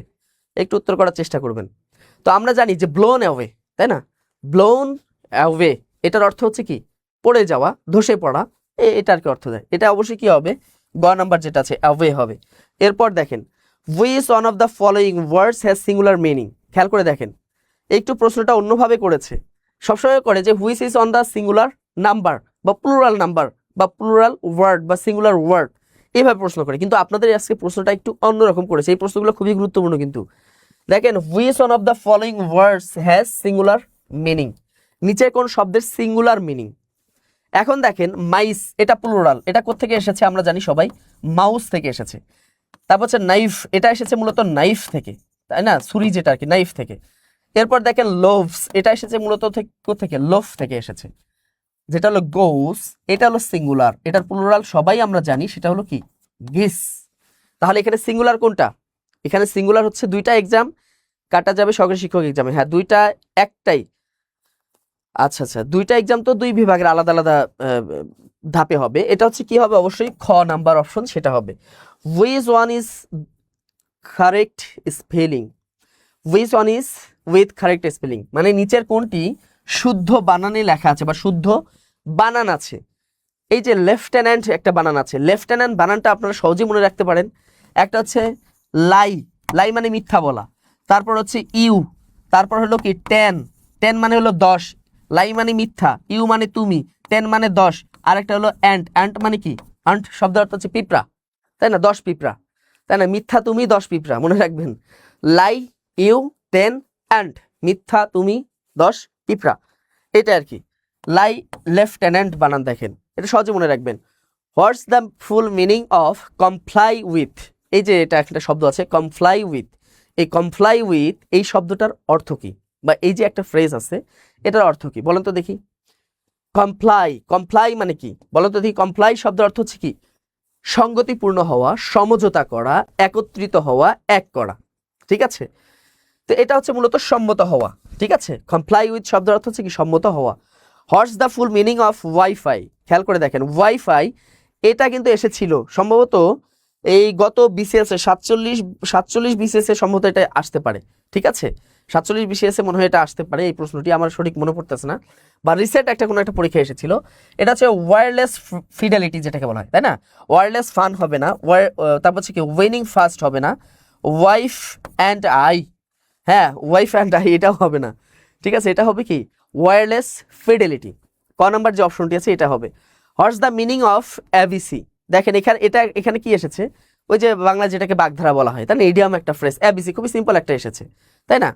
এবিসি শব্দের অর্থ কি? এবিসি মানে কি ইংরেজি প্রথম অক্ষর? ইংরেজির প্রথম অক্ষর তো অবশ্যই না। যদি বলতো যে এ কি, তাহলে এ হয়তো ইংরেজি প্রথম অক্ষর, এবিসি এখানে 3টা অক্ষর আছে ইংরেজি, তাহলে উত্তর হওয়া লাগতো যে ইংরেজি প্রথম অক্ষর সমূহ। যদি সমূহ থাকতো সেক্ষেত্রে দেখতাম যে হইতে পারে। এবার দেখেন এরপর আছে এবিসি শব্দের অর্থ কি, সেটা হচ্ছে প্রাথমিক জ্ঞান, শিকড় এবং জীবিকা। আমরা সবাই জানি এবিসি এটা একটা ফ্রেজ, এটার অর্থ হচ্ছে কি প্রাথমিক জ্ঞান, তাই না, প্রাথমিক জ্ঞান, এটাকে বলা কি এবিসি বলা হয়ে থাকে। এরপর দেখেন which word of the following has plural meaning, নিচের কোনটার কি আছে প্লুরাল মিনিং। প্রশ্ন কিন্তু একটু জটিল করেছে, মানে ভাষাটা একটু জটিল করেছে এই জন্যই যে যাতে করে যারা অ্যাপ্লিকেন্ট মানে যারা এক্সামাইন মানে যারা যারা পরীক্ষা দিচ্ছে আর কি, তাই না, যারা অ্যাপ্লিক্যান্ট আছে, যারা চাকরি প্রত্যাশী আছে, হ্যাঁ তারা যেন একটু কনফিউজ হয়ে যায়। প্রাইমারি নলেজ অবশ্যই। এবার দেখেন ডাটা প্লুরাল মিনিং। এরপর দেখেন ফোর্ট, ক্রাইসিস এবং অ্যালামনাস। খেয়াল করে দেখেন ডাটার এক বচন কি আমরা সবাই জানি ডাটাম, তাই না, ডাটাম। ফুট এক বছরই বহু বচন। এরপর দেখেন ফুটের বহু বচন কি ফিট। ক্রাইসিসের বহু বচন তো আমরা জানি ক্রাইসিস, তাই না, ক্রাইসিস। এই ক্রাইসিস শব্দটা কিন্তু এসেছিল এই গত মাসে একটা পরীক্ষা হয়েছিল না বিভিন্ন মন্ত্রণালয়ের যে প্রশাসনিক কর্মকর্তা 10ম গ্রেডের একটা চাকরি পরীক্ষা হয়েছিল, সেখানে এই ক্রাইসিস শব্দটা আসছিল। অ্যালামনাস, ঠিক আছে, এই অ্যালামনাস যে শব্দটা আছে, হ্যাঁ এটা এসেছে কোত্থেকে, মূলত অ্যালামনাই থেকে। তো এটা মূলত কোনটা হবে বলেন তো দেখি, উত্তর করেন দেখি, এটা উত্তর কোনটা হবে বলেন। আমি কিন্তু সবগুলোর ফর্ম কিন্তু লিখে দিয়েছি, তাই না। অ্যালামনাই এর প্লুরাল ফর্ম হচ্ছে কি অ্যালামনাস নাকি। আবার বলছেন যে ডাটা, তাই না, ডাটারও প্লুরাল ফর্ম হচ্ছে, এখানে একটু প্রবলেম পড়ে গেছে। খেয়াল করে দেখেন আমি কিন্তু বলে দিয়েছিলাম অ্যালামনাস এটার প্লুরাল ফর্ম হচ্ছে অ্যালামনাই, ফুটের প্লুরাল হচ্ছে ফিট, ক্রাইসিসের প্লুরাল হচ্ছে কি ক্রাইসিস। এই তিনটাই এক বচনে আছে, বলছে কোনটা প্লুরাল। আমরা জানি এক বচন হচ্ছে ডাটাম আর বহু বচন হচ্ছে ডাটা, তাহলে উত্তর কি হবে ডাটা হবে। এই তো, আচ্ছা বুঝতে পেরেছেন, এই যে ভুলগুলো কিন্তু করা যাবে না। তারপর which country is the closest competitor of Bangladesh in RMG sector. এই যে রেডিমেড গার্মেন্টস সেক্টর যেটা আছে, রেডিমেড গার্মেন্টস সেক্টর, এই রেডিমেড গার্মেন্টস সেক্টরে ক্লোজেস্ট কম্পিটিটর মানে কি একদম কাছাকাছি প্রতিদ্বন্দ্বী, মানে পরের প্রতিদ্বন্দ্বী কি, মানে বাংলাদেশের সাথে খুব কম্পিট করে আর কি, তারা প্রচুর পরিমাণে কি করে কম্পিট করে, প্রতিযোগিতায় লিপ্ত আছে। সেই দেশটি কোনটা? সেই দেশটি আমরা সবাই জানি, সেটি হচ্ছে কি ইন্ডিয়া, চায়না, ভিয়েতনাম এবং শ্রীলঙ্কা। এর মধ্যে ভিয়েতনাম যে রাষ্ট্রটি আছে, এই ভিয়েতনাম হচ্ছে বাংলাদেশের একদম ক্লোজেস্ট কম্পিটিটর। সবসময় ভিয়েতনামের সাথে বাংলাদেশে কি হয় আরএনজি সেক্টর নিয়ে তুমুল প্রতিদ্বন্দ্বিতা হয়। ভিয়েতনাম, সঠিক উত্তর কি হবে ভিয়েতনাম হবে। Which one is the defence service in Bangladesh. খেয়াল করে দেখেন বাংলাদেশের কোনটি ডিফেন্স সার্ভিস, প্রতিরক্ষা সার্ভিস, প্রতিরক্ষা বাহিনী কোনটা, ডিফেন্স সার্ভিস প্রতিরক্ষা বাহিনী বা প্রতিরক্ষা ব্যবস্থা কোনটা বলে তো দেখি। Army, BGB, police, fire service. Police হচ্ছে একটা আধা সামরিক বাহিনী, ফায়ার সার্ভিস এটাও আধা সামরিক একটা বাহিনী, এটা তো সামরিক না, এটা হচ্ছে মূলত এটা আধা সামরিকই বলা যায়, তবে এটা সামরিক সাথে যুক্ত না, এটা মূলত হচ্ছে আগুনের সাথে, হ্যাঁ পরিবেশের সাথে যুক্ত। বিজেপি এটা হলো প্রতিরক্ষা বাহিনী হলেও এটা হচ্ছে সীমান্ত রক্ষী বাহিনী, এটা প্রতিরক্ষা না কিন্তু এটা হচ্ছে সীমান্ত রক্ষী বাহিনী। এখানে উত্তর হবে কি আর্মি। আর্মি হচ্ছে বাংলাদেশের কি defence service. The word expensive means, খেয়াল করে দেখেন একটা ওয়ার্ড এখানে দেওয়া আছে এক্সপেন্সিভ। এই এক্সপেন্সিভ যে ওয়ার্ডটা দেওয়া আছে এটার অর্থ কি? চিপ, আমরা জানি চিপ মানে হলো সস্তা, ইকোনমিক্যাল মানে কি কম মূল্য বা সস্তা যেটাকে বলা হয়, মানে মিতব্যয়ী। ইকোনমিক্যাল শব্দ অর্থ হচ্ছে মিতব্যয়ী। লো কস্ট মানে হচ্ছে কম মূল্য বা মূল্য কম বা কম মূল্যের কোনো কিছুকে বলা হয়। তো এক্সপেন্সিভ শব্দ হচ্ছে ব্যয়বহুল, উত্তর কি হবে কস্টলি হবে। কস্টলি শব্দের অর্থ হচ্ছে ব্যয়বহুল, তাই না, কস্টলি শব্দের অর্থ কি হবে ব্যয়বহুল হবে। এরপর দেখেন the word craft means, craft শব্দের অর্থ কি আমরা দেখেছি না 9 10 একটা বইতে দেওয়া আছে, অরিগামি দেওয়া আছে, অরিগামি সম্পর্কে। এই অরিগামিটা হচ্ছে অরিগামি হচ্ছে এক ধরনের ক্রাফট। আবার দেখেন নকশিকাতা আছে, নকশিকাতাও কিন্তু দেয়া আছে। 8 বইয়ে ছিল অরিগামি, ক্লাস 8 বইতে দেখবেন যে অরিগামি আছে, ইংলিশ বইয়ে অরিগামি সম্পর্কে আলোচনা করা আছে, এবং 9 10 বইতে দেওয়া আছে নকশিকাথা ইজ আ ক্রাফট। এখানে ক্রাফট শব্দটা ব্যবহার করছে। এই ক্রাফট মানে হচ্ছে কি চিত্রশিল্প, নকশা শিল্প। তারপর হচ্ছে কি এটা কি বলা হয় মানে এটাকে একটা চিত্রশিল্প বলা হয়, চিত্রশিল্প বলতেছি, মানে এটাকে হস্তশিল্প বলা হয়। ক্রাফট বলতে বোঝায় মূলত হাত দিয়ে তৈরি যে শিল্প, এটাকে ক্রাফট বলা হয়। তো ডিভাইস তো হবে না, ডিভাইস মানে হলো যন্ত্র, এটা হবে না। অ্যাসেট মানে তো বুঝেন সম্পদ, এটাও হবে না। প্রপার্টি, এটাও সম্পদ। তাহলে এখানে কি হবে? আর্ট হবে, আর্ট। ক্রাফট শব্দের অর্থ হচ্ছে কি? আর্ট। ঠিক আছে। তারপর দেখেন fill in the blanks, he is dash M A. খেয়াল করে দেখেন, fill in the blanks, he is dash M A. তো এখানে অনেকে অবশ্য বলে যে ডিগ্রির আগে সাধারণত এ হবে নাকি এন হবে, এগুলো তো আমরা পড়েছি আর্টিকেলের ব্যবহার। কিন্তু এখানে আপনাকে গভীর চিন্তা দিয়ে চিন্তা করতে হবে, গভীরভাবে। এম এ, এই যে এম এ যে উচ্চারণের দিক থেকে দেখেন তো আমরা কিভাবে উচ্চারণ করি? এম এ, খেয়াল করে দেখেন, M A, M A, M A, এভাবে কিন্তু উচ্চারণ করি, তাই না? তাহলে দেখেন উচ্চারণের দিক থেকে এম এ, এখানে আমরা ই উচ্চারণ করতেছি কিনা, এম এ। তাহলে উচ্চারণের দিক থেকে এটা কি হয়ে যায়? ভাওয়েলের মতো হয়ে যায়। তাহলে এখানে অবশ্যই কি বসবে? এন বসবে। এবার দেখেন ট্রান্সলেট ইনটু ইংলিশ। টুপটাপ বৃষ্টি হচ্ছে। কি বৃষ্টি হচ্ছে? টুপটাপ বৃষ্টি হচ্ছে। ইট ইজ রেইনিং, এটা হবে। ইটস রেইনস হেভিলি, এটা হবে। ইট ইজ ড্রেজলিং, এটা হবে। ইট রেইনস হেভিলি, কোনটি হবে? একটু উত্তর করবেন, একটু উত্তর করবেন। আর অবশ্যই শেয়ার দিবেন বেশি করে, তাই না? 691 জন আছেন, প্রত্যেকে একটা করে শেয়ার দিলে কিন্তু এমনিই 700 শেয়ার হয়ে যায়। এতে করে অন্যরা উপকৃত হবে, আপনার টাইম লাইনেও থাকলো, তাই না? অন্যরা উপকৃত হলো। এটা কি হবে? ইটস ড্রেজলিং হবে, তাই না? ইটস ড্রেজলিং, টুপটাপ বৃষ্টি হচ্ছে। এরপর দেখেন write the opposite word of win. খেয়াল করে দেখেন এখানে কি বলেছে? Write the opposite word of win.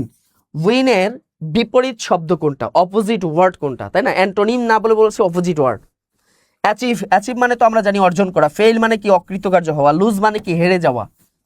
Loser মানে হচ্ছে কি? যে হেরে যায়। তো উইনের বিপরীত শব্দ হচ্ছে লুজ।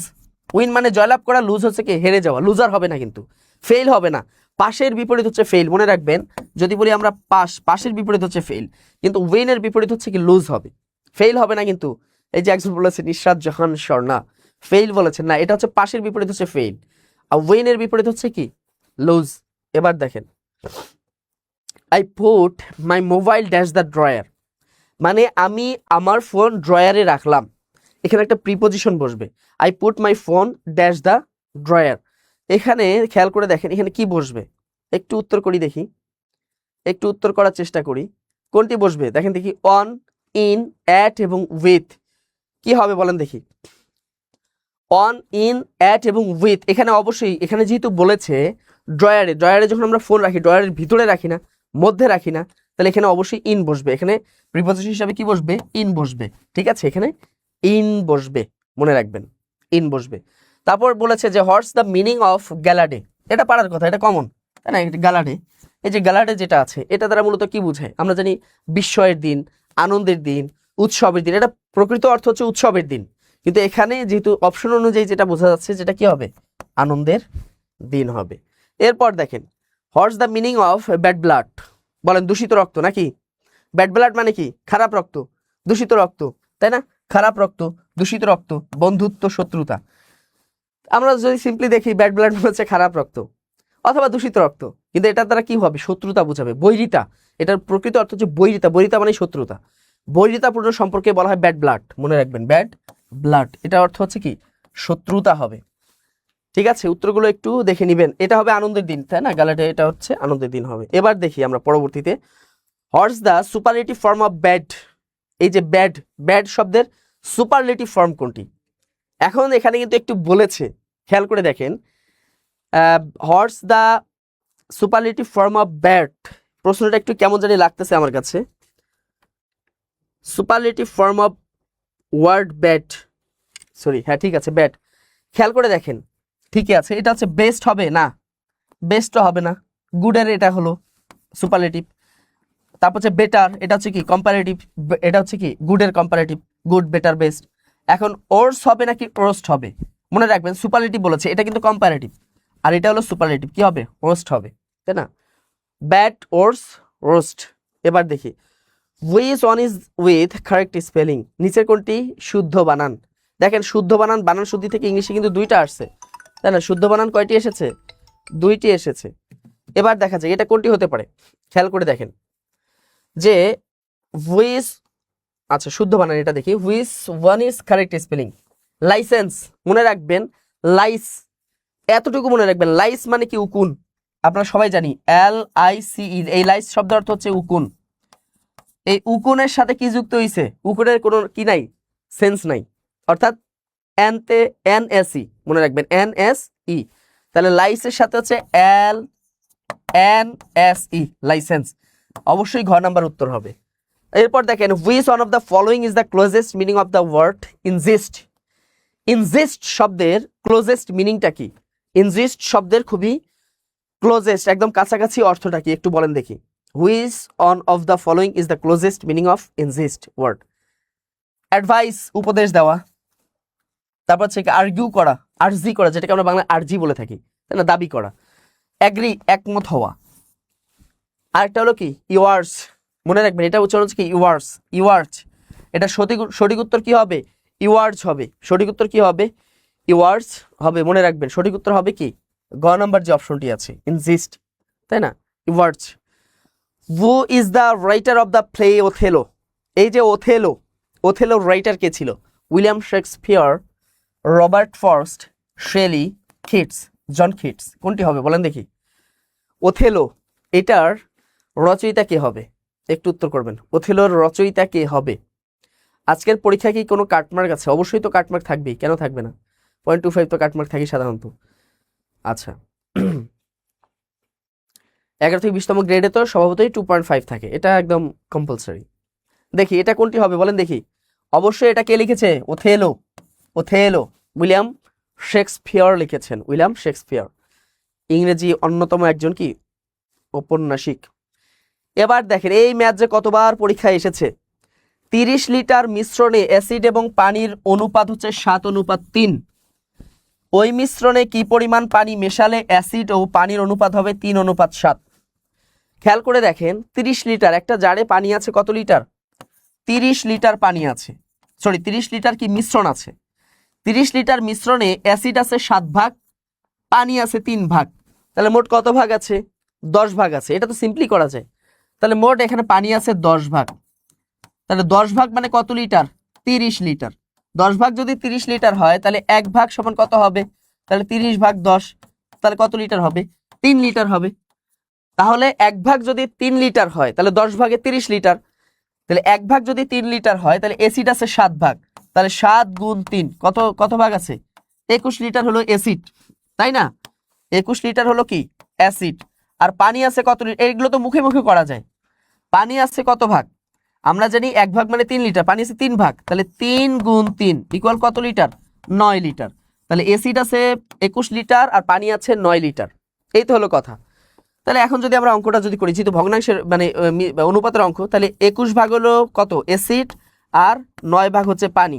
এখন বলেছে যে ওই মিশ্রণে কি পরিমাণ পানি মিশালে, ধরেন যে ওই মিশ্রণে আমরা ক পরিমাণ যদি পানি মিশাই, তাহলে অনুপাত কি হবে? অনুপাত হবে 3:7 হবে। কি হবে? 3:7 হবে। এই তো হলো কথা। এখন খেয়াল করে দেখেন, 3:7 যদি হয়, গুণ করেন 3 9 কত হয়? এবার দেখেন এদিকে যদি আমরা করি, 3 9 27, এই যে 3 9 27, 3 ক যোগ করলে কত হয়? 3 ক হয়। সমান কি দিব? 7 21। তো আমরা জানি 7 1 7, 7 2 কত? 14, 147। এবার আমরা অঙ্কটা করি, 3 ক ইকুয়াল কত হবে? 147 মাইনাস কত? 27 ইকুয়াল কত আসে? 120। এবার সুতরাং ক ইকুয়াল কি হবে? এই যে 120 আর এই 3 এদিকে এসে ভাগ হয়ে গেল। তাহলে কত লিটার? 40 লিটার। তাহলে ক বলতে কি বুঝাইছি? যে এই পানির সাথে ক লিটার পানি যদি মিশাই, তাহলে কত লিটার পানি মিশাবো? ক লিটার। ক লিটার মানে কত লিটার? 40 লিটার। আশা করি বুঝতে পেরেছেন, খুবই সিম্পল ম্যাথ, এগুলো একদমই মানে মাছ ভাত আর কি। তাহলে এখানে উত্তর হবে কত লিটার? 40 লিটার। এবার বলছে বার্ষিক 10% সরল মুনাফা 120 টাকা, 4 বছরের সরল মুনাফা কত? সরল মুনাফা কত? তো সরল মুনাফার সূত্র আমরা জানি যে আই ইকুয়াল কি? PNR। তাহলে আমরা বের করে ফেলি আই। পি তে হলো কি? মূলধন। মূলধন হচ্ছে কত টাকা? 1200 টাকা। এন তে হলো সময় হলো 4 বছর। আর তে হলো হার কত? 10%। 10% মানে হচ্ছে 10 ভাগ 100। এবার শূন্য কাটেন, এই 2 শূন্য 2 শূন্য চলে গেল। এবার দেখি 4 আর 12 গুণ করলে কত হয়? 48। 48 আর 10 গুণ করলে হয় 480 টাকা। খেয়াল করেন, মাত্র 5 সেকেন্ডের অঙ্ক, 480 টাকা। উত্তর কত হবে? 480 টাকা। 5টা সেকেন্ডও কিন্তু লাগে না, খুব দ্রুত কিন্তু করা যায়। যারা পারেন ম্যাথ অবশ্যই খুব দ্রুতই এটা করতে পারবেন। এরপর দেখি পরবর্তী অঙ্কগুলো দেখি। দেখেন আজকের ম্যাথ যে এত সহজ এসেছে, মানে খুবই ইজি। এগুলো দেখলেই পারা যায়, দেখলেই পারা যায়, মানে একদম বেসিক থেকে এসেছে। যাদের বেসিক ধারণা ভালো আছে তারা আজকে ম্যাথে 25-এ 25, কোনো কথা নেই।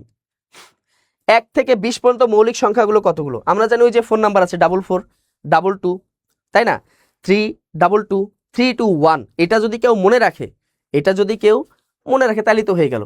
তাহলে আমরা জানি যে 1 থেকে 10 পর্যন্ত, তাই না, 1 থেকে 10 পর্যন্ত মৌলিক সংখ্যা হলো কি 2 3 5 7।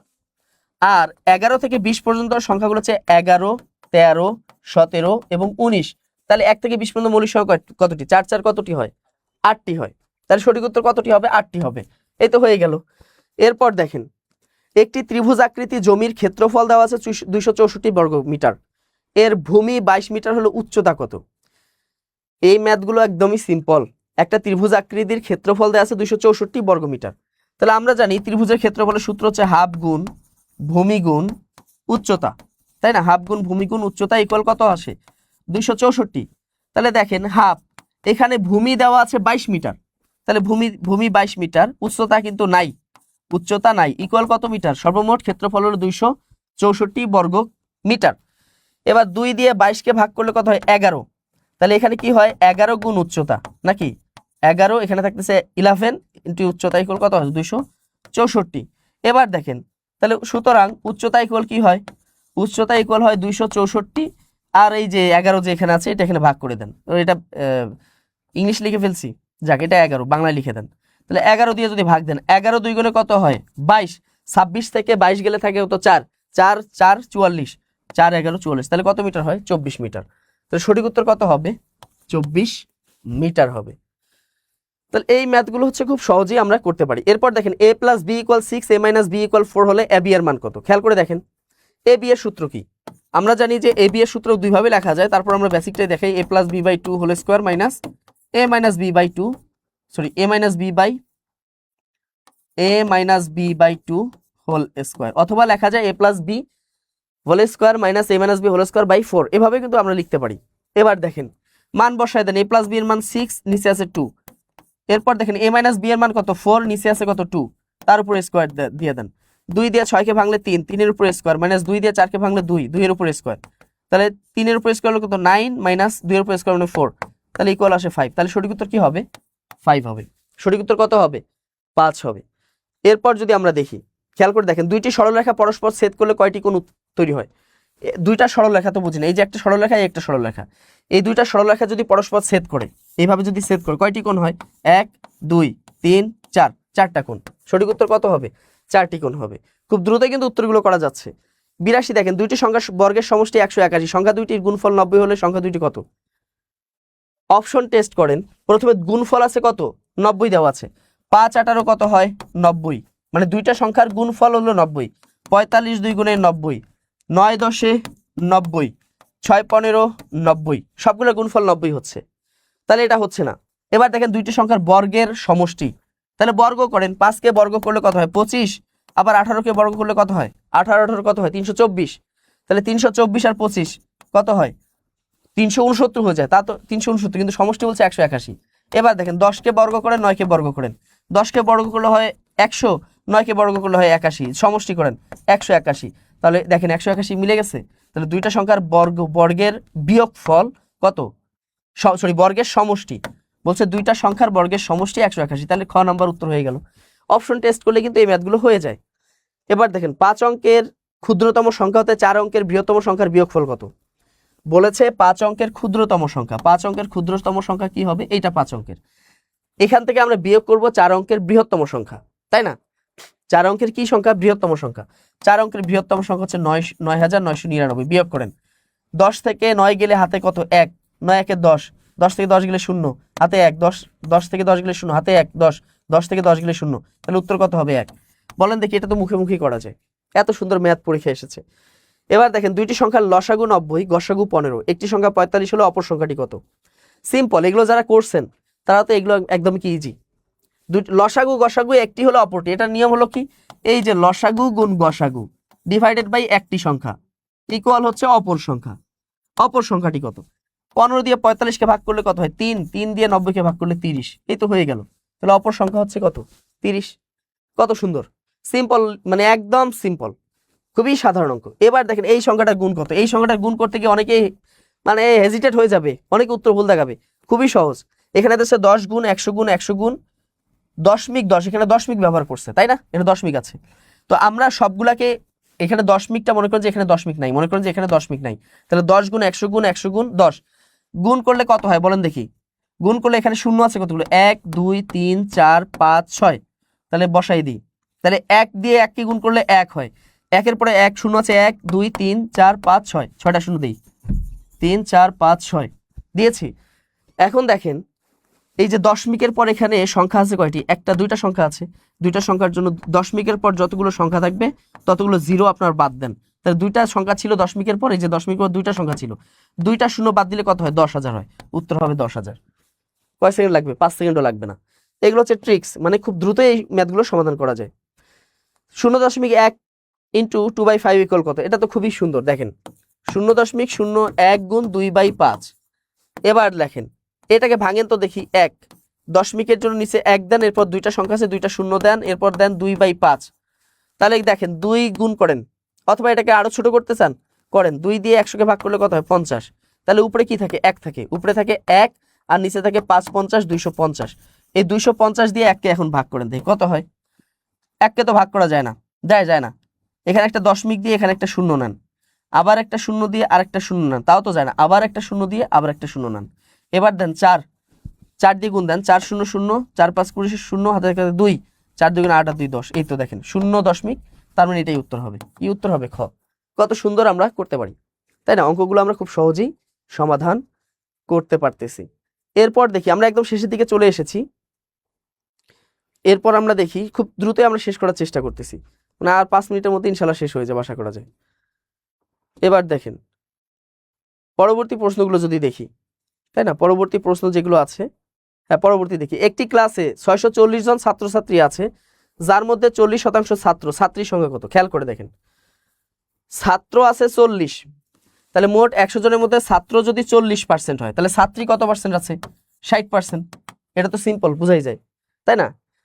তাহলে এটাই আমরা বের করব। তাহলে 640 মোট হলো, টোটাল হলো 640 জন। 640 জনের মধ্যে ছাত্র কতজন? 60% হলো ছাত্র। তার মানে 640 ইন্টু 60 বাই কত? 100। 0 0 0 0 চলে গেল। এখন 6 দিয়ে গুণ করেন, 4 6 24 কত? 4, হাতে কত? 2, 6 6 36 আর 2 38, 384 জন। কতজন? 384 জন। মানে 40% যদি ছাত্র হয়, তাহলে এখানে ছাত্রী কতজন? 40%, তাই না? 40%, 100-র ভিতরে 40 জন যদি ছাত্র হয়, তাহলে 60 জন হচ্ছে কি ছাত্রী। খুব সুন্দর বের করা যায়।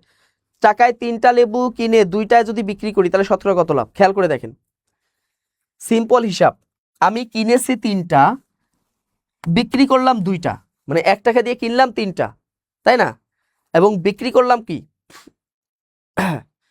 বিক্রি করলাম টাকায় 2টা, তাহলে এখানে লাভ কত হলো? আমি কিনেছিলাম 3টা, বিক্রি করলাম 2টা, তাহলে লাভ করলাম কয়টা? একটা লাভ করলাম না? তাহলে একটা লাভ করেছি কত টাকায়? এই যে 2 টাকায় লাভ করলাম একটা, ইন্টু 100, 2 দিয়ে ভাগ দেন 50, তাহলে কত উত্তর হবে? 50%। কত সুন্দর ম্যাথ। এবার দেখেন লঘিষ্ঠ সংখ্যার সাথে 2 যোগ করলে যোগফল এত দ্বারা বিভাজ্য হয়। এই অঙ্কগুলো যখনই থাকবে তখন এগুলো লসাগু করতে হয়, তাই না? কোন লঘিষ্ঠ সংখ্যার সাথে 2 যোগ করলে, লসাগু, লঘিষ্ঠ বলেছে, তাহলে 12 18 এবং 24, এটা লসাগু করেন। 2 দিয়ে দেন 6 9 12, আবার 2 দিয়ে দিলে কত হয়? 3 9 6। এবার যদি আমরা 3 দিয়ে দেই, 3 দিয়ে দিলে 1 3 এবং 2 গুণ করেন, 3 2 গুণে 6, তাই না? তো 6 3 6 18, 18 2 গুণে 36, 36 2 গুণে 72। তাহলে আমরা লসাগু আসলো 72। যেহেতু এখানে বলেছে 2 যোগ করলে, যদি এখানে যোগ করার কথা বলে তাহলে এখানে বিয়োগ করে দিবেন, আর যদি বিয়োগ করার কথা বলে তাহলে যোগ করবেন। তাহলে 72 থেকে 2 গেলে কত থাকে? 70। সঠিক উত্তর কি হবে? 70 হবে। একদম সহজ। 3 ভাই বোনের গড় বয়স 16 বছর, পিতা সহ 3 ভাই বোনের গড় বয়স 25 বছর হলে পিতার বয়স কত? বলেছে 3 ভাই বোনের গড় বয়স 16, তো 3 জনের গড় বয়স যদি 16 হয়, তাহলে 3 জনের মোট বয়স কত হবে বলেন তো দেখি। গড় মানে 3 জনের গড় 16, তাহলে 3 জনের মোট কত? তাহলে 16 গুণ 3 কত হয়? 48 বছর। আবার বলেছে পিতা সহ 3 ভাই বোনের, তার মানে দেখেন ওই 3 ভাই বোন তো আছে, সাথে আবার পিতা আছে, তাহলে এবার কতজন? 4 জন। তাহলে 4 জনের গড় বয়স দেওয়া আছে 25, তাহলে মোট বয়স কত হবে? 25 গুণ 4 কত হবে? 100 বছর। তাহলে এখানে 4 জনের বয়স হলো 100 আর 3 জনের কত? 48। তাহলে 4 জন থেকে 3 জন বাদ দিলে কে থাকে? পিতা থাকে। আমি একদম সহজভাবে করাচ্ছি আর কি। তাহলে পিতা সহ এখানে 100 আর 3 ভাই বোনের গড় হলো 48, তাহলে বিয়োগ করলে কত হয়? 52 বছর। তাহলে পিতার বয়স হচ্ছে 52 বছর। আজকের যে ম্যাথ, এ তো একদমই কি মুখে মুখেই করা যায়, এ না দেখলে মানে কেউ না পারলেও সে পেরে যাবে এমন ম্যাথ। সমদ্বিবাহু ত্রিভুজের একটা কোণ 80 ডিগ্রি হলে অপর একটি কোণ কত? সমদ্বিবাহু যার দুই বাহু কি সমান, যার দুই বাহু হচ্ছে কি এরকম সমান, মনে করেন যে এই বাহু আর এই বাহু হলো কি সমান, এটাকে সমদ্বিবাহু বলে। তো সমদ্বিবাহু ত্রিভুজের একটা কোণ যদি 80 ডিগ্রি হয়, আমরা জানি তিন ভুজের তিন কোণের সমষ্টি কত? 180 ডিগ্রি। এর ভিতর একটা কোণ যদি 80 ডিগ্রি চলে যায় তাহলে থাকে কত? 100 ডিগ্রি থাকে। তাহলে সমদ্বিবাহু দুইটা বাহু যেহেতু সমান হবে, তাই না, তার মানে দুইটা কোণও সমান হবে, তো 2 দিয়ে ভাগ দিলেই তো চলে আসে। তাহলে এটা হবে কত ডিগ্রি? 50 ডিগ্রি, এটা হবে 50 ডিগ্রি। তাহলে সঠিক উত্তর কি হবে? 50 ডিগ্রি হবে। যে কোনো একটা কোণের মান 50 ডিগ্রি হবে। এই তো একদমই খুবই সহজভাবে কি এখানে দেয়া আছে, খুবই সহজ। এবার দেখেন যে একটি আয়তাকার ক্ষেত্রে দৈর্ঘ্য আছে 40 মিটার, প্রস্থ হচ্ছে 30 মিটার 30 সেন্টিমিটার, ক্ষেত্রটির ক্ষেত্রফল কত বর্গমিটার? বলছে আয়তাকার ক্ষেত্রের দৈর্ঘ্য। এখন আয়তের ক্ষেত্রফল সূত্র কি? আমরা জানি আয়তের ক্ষেত্রফলের সূত্র হচ্ছে দৈর্ঘ্য গুণ প্রস্থ, এ বি, তাই না, দৈর্ঘ্য গুণ প্রস্থ, তাহলে তো ক্ষেত্রফল চলে আসে। তাহলে করেন দেখি দৈর্ঘ্য গুণ প্রস্থ, এটা তো গুণ করলেই হয়ে যায়। তাহলে দৈর্ঘ্য দেওয়া আছে 40 আর প্রস্থ কত আছে? 30 মিটার 30 সেন্টিমিটার, 30 মিটার 30 সেন্টিমিটার, তার মানে কি 30.3 মিটার। এটা আমরা লিখতে পারি কিনা? 30 সেন্টিমিটার মানে কি 0.3 মিটার আমরা লিখতে পারি। তাহলে এটা গুণ করেন, গুণ করলে কি আসবে? বর্গ মিটার চলে আসবে। তা আমরা জানি 3 4 কত হয়? 12, দুইটা শূন্য বসায় দেন, 1200। এবার এই 3 দিয়ে গুণ করেন, 3 4 কত হয়? 12, তাই না, 3 4 12, যোগ করলে কত হয়? 12 12, মানে একদম সহজ টেকনিকে যদি আমরা করি হয়ে গেল 100, 3 মানে 3 40 120, 120 মানে যেহেতু এখানে দশমিক আছে, এই যে 120 একটা দশমিক আছে, দশমিক দিয়ে দিলাম, তাহলে কত আসতেছে? 12, তাহলে 1212 মিটার। উত্তর কি হবে? 1212 বর্গ মিটার। মানে যাদের বেসিক একদমই ভালো তারা এই যে 25টি যে গণিত এসেছে আজকে, 25টার মধ্যে 25টাই কিন্তু আপনারা পেয়ে যাবেন, একদমই একদমই সহজ। এরপর দেখি আমরা পরবর্তী, একদম শেষে চলে এসেছি, একদম শেষে চলে এসেছি আর কি। সেটা হলো যে পানি ভর্তি বালতির ওজন 12 কেজি। বালতি, একটা পানি ভর্তি বালতির ওজন যদি 12 কেজি হয়, বালতি ভর্তি অবস্থায় এর ওজন ছিল 7 কেজি, তাই না, খালি বালতির ওজন কত? এই প্রশ্নটা হচ্ছে মেন্টাল অ্যাবিলিটির টাইপের একটা প্রশ্ন, মানে এটা হলো মানসিক, এটা অঙ্কটা না করে কিন্তু করা যায় যদি একটু আপনি গভীরভাবে চিন্তা করেন।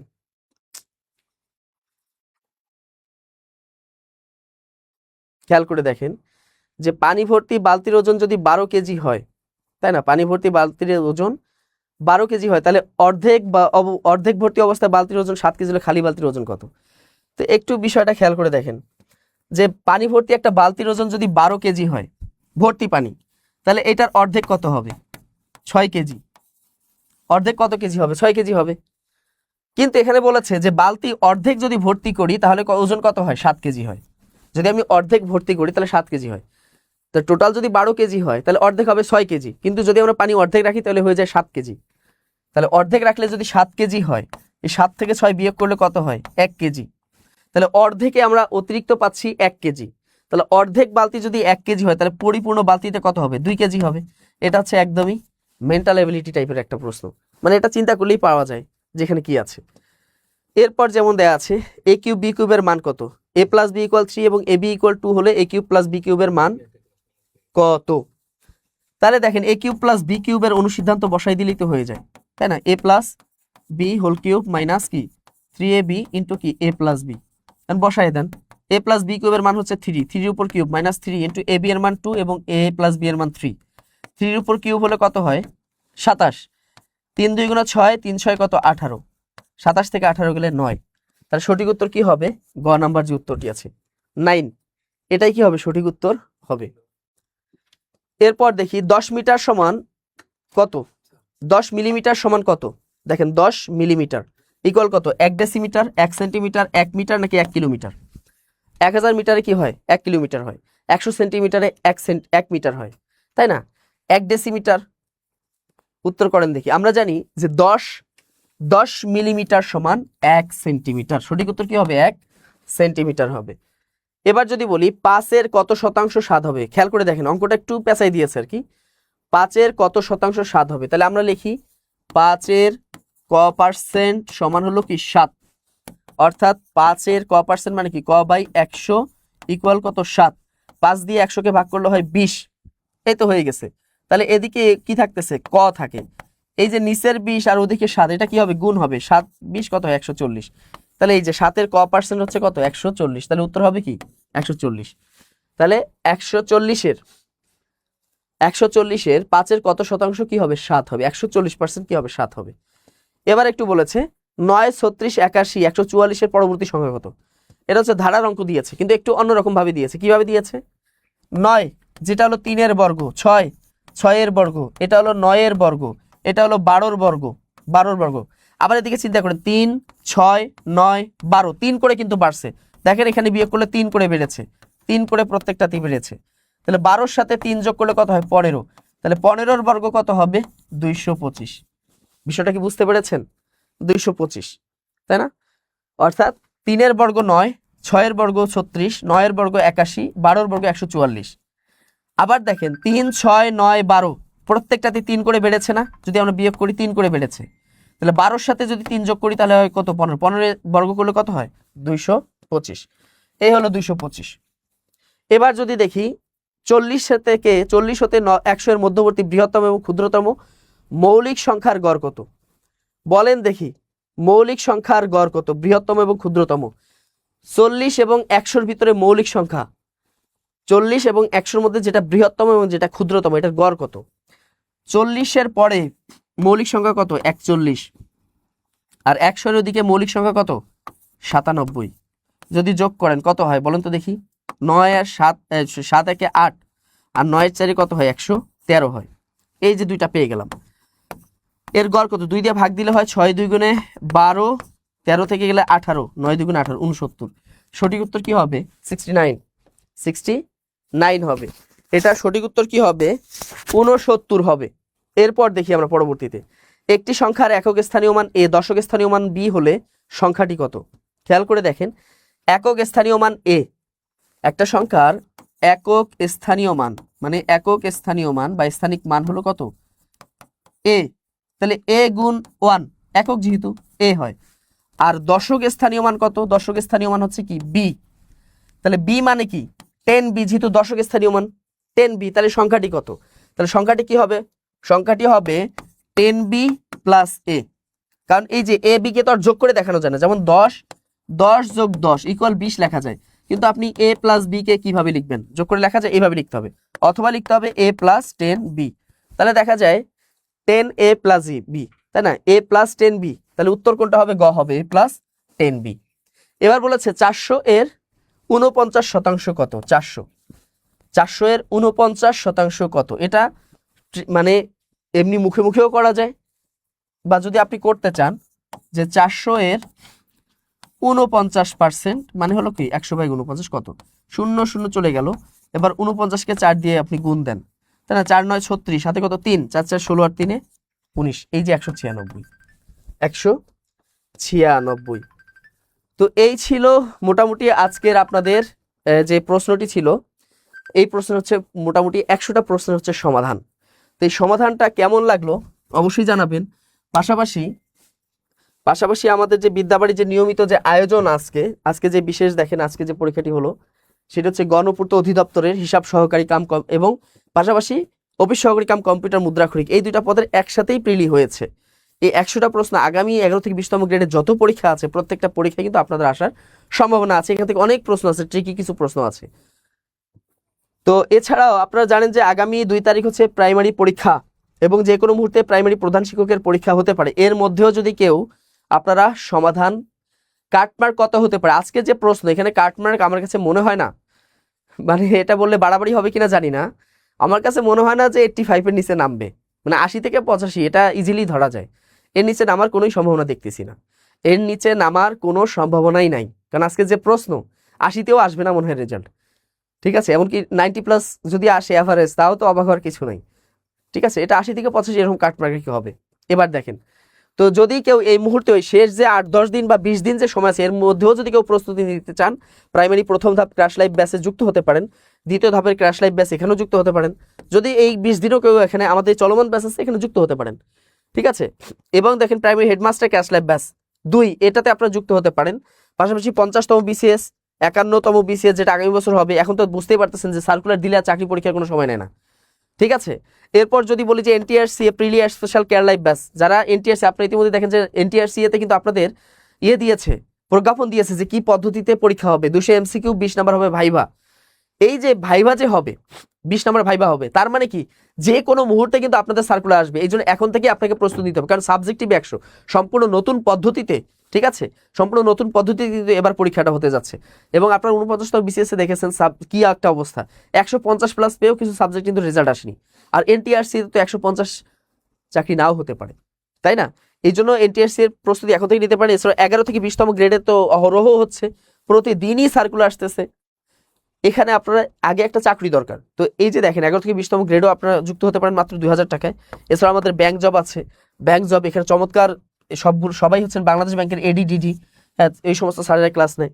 এছাড়া আমাদের এনটিআরসি এর সাবজেক্টিভ, যারা সাবজেক্টিভ এখন থেকে সাবজেক্টিভের উপর আপনাদের এমসিকিউ পদ্ধতিতে পড়তে হবে। এমসিকিউ পদ্ধতিতে পড়লে কিন্তু পড়াশোনার পরিমাণটা অনেক বেশি, ওই আগের মতো কয়েকটা প্রশ্ন পড়েই পরীক্ষা দিবেন এমনটা কিন্তু না। এমসিকিউ তো আপনার পুরো সিলেবাস, যেহেতু প্রথমবারের মতো পুরো সিলেবাসটা আগে বিস্তারিত পড়ে তারপর সেখান থেকে এমসিকিউ আকারে পড়তে হবে, এটা কিন্তু অনেক টাফ। এই জন্য আপনারা এই ব্যাচগুলোতে যুক্ত হতে পারেন, ঠিক আছে। তো আমাদের কিন্তু 60% ছাড়ে সবগুলো ব্যাচে, প্রাইমারিতে মাত্র 1600 টাকায়, প্রাইমারি একদম প্রথম ধাপ দ্বিতীয় ধাপ হেডমাস্টার যুক্ত হতে পারবেন। এছাড়াও 50তম বিসিএস এ মাত্র 2400 টাকায়, 51তমতে মাত্র 7200 টাকায়। এছাড়াও আমাদের এনটিআরসি এবং 11 থেকে 20তম গ্রেডগুলোতে 2000 টাকা যুক্ত হতে পারবেন, ব্যাংকে মাত্র 2200 টাকায়, এবং আমাদের সাবজেক্টিভ ব্যাচগুলোতে মাত্র 1520 টাকায় যুক্ত হতে পারবেন।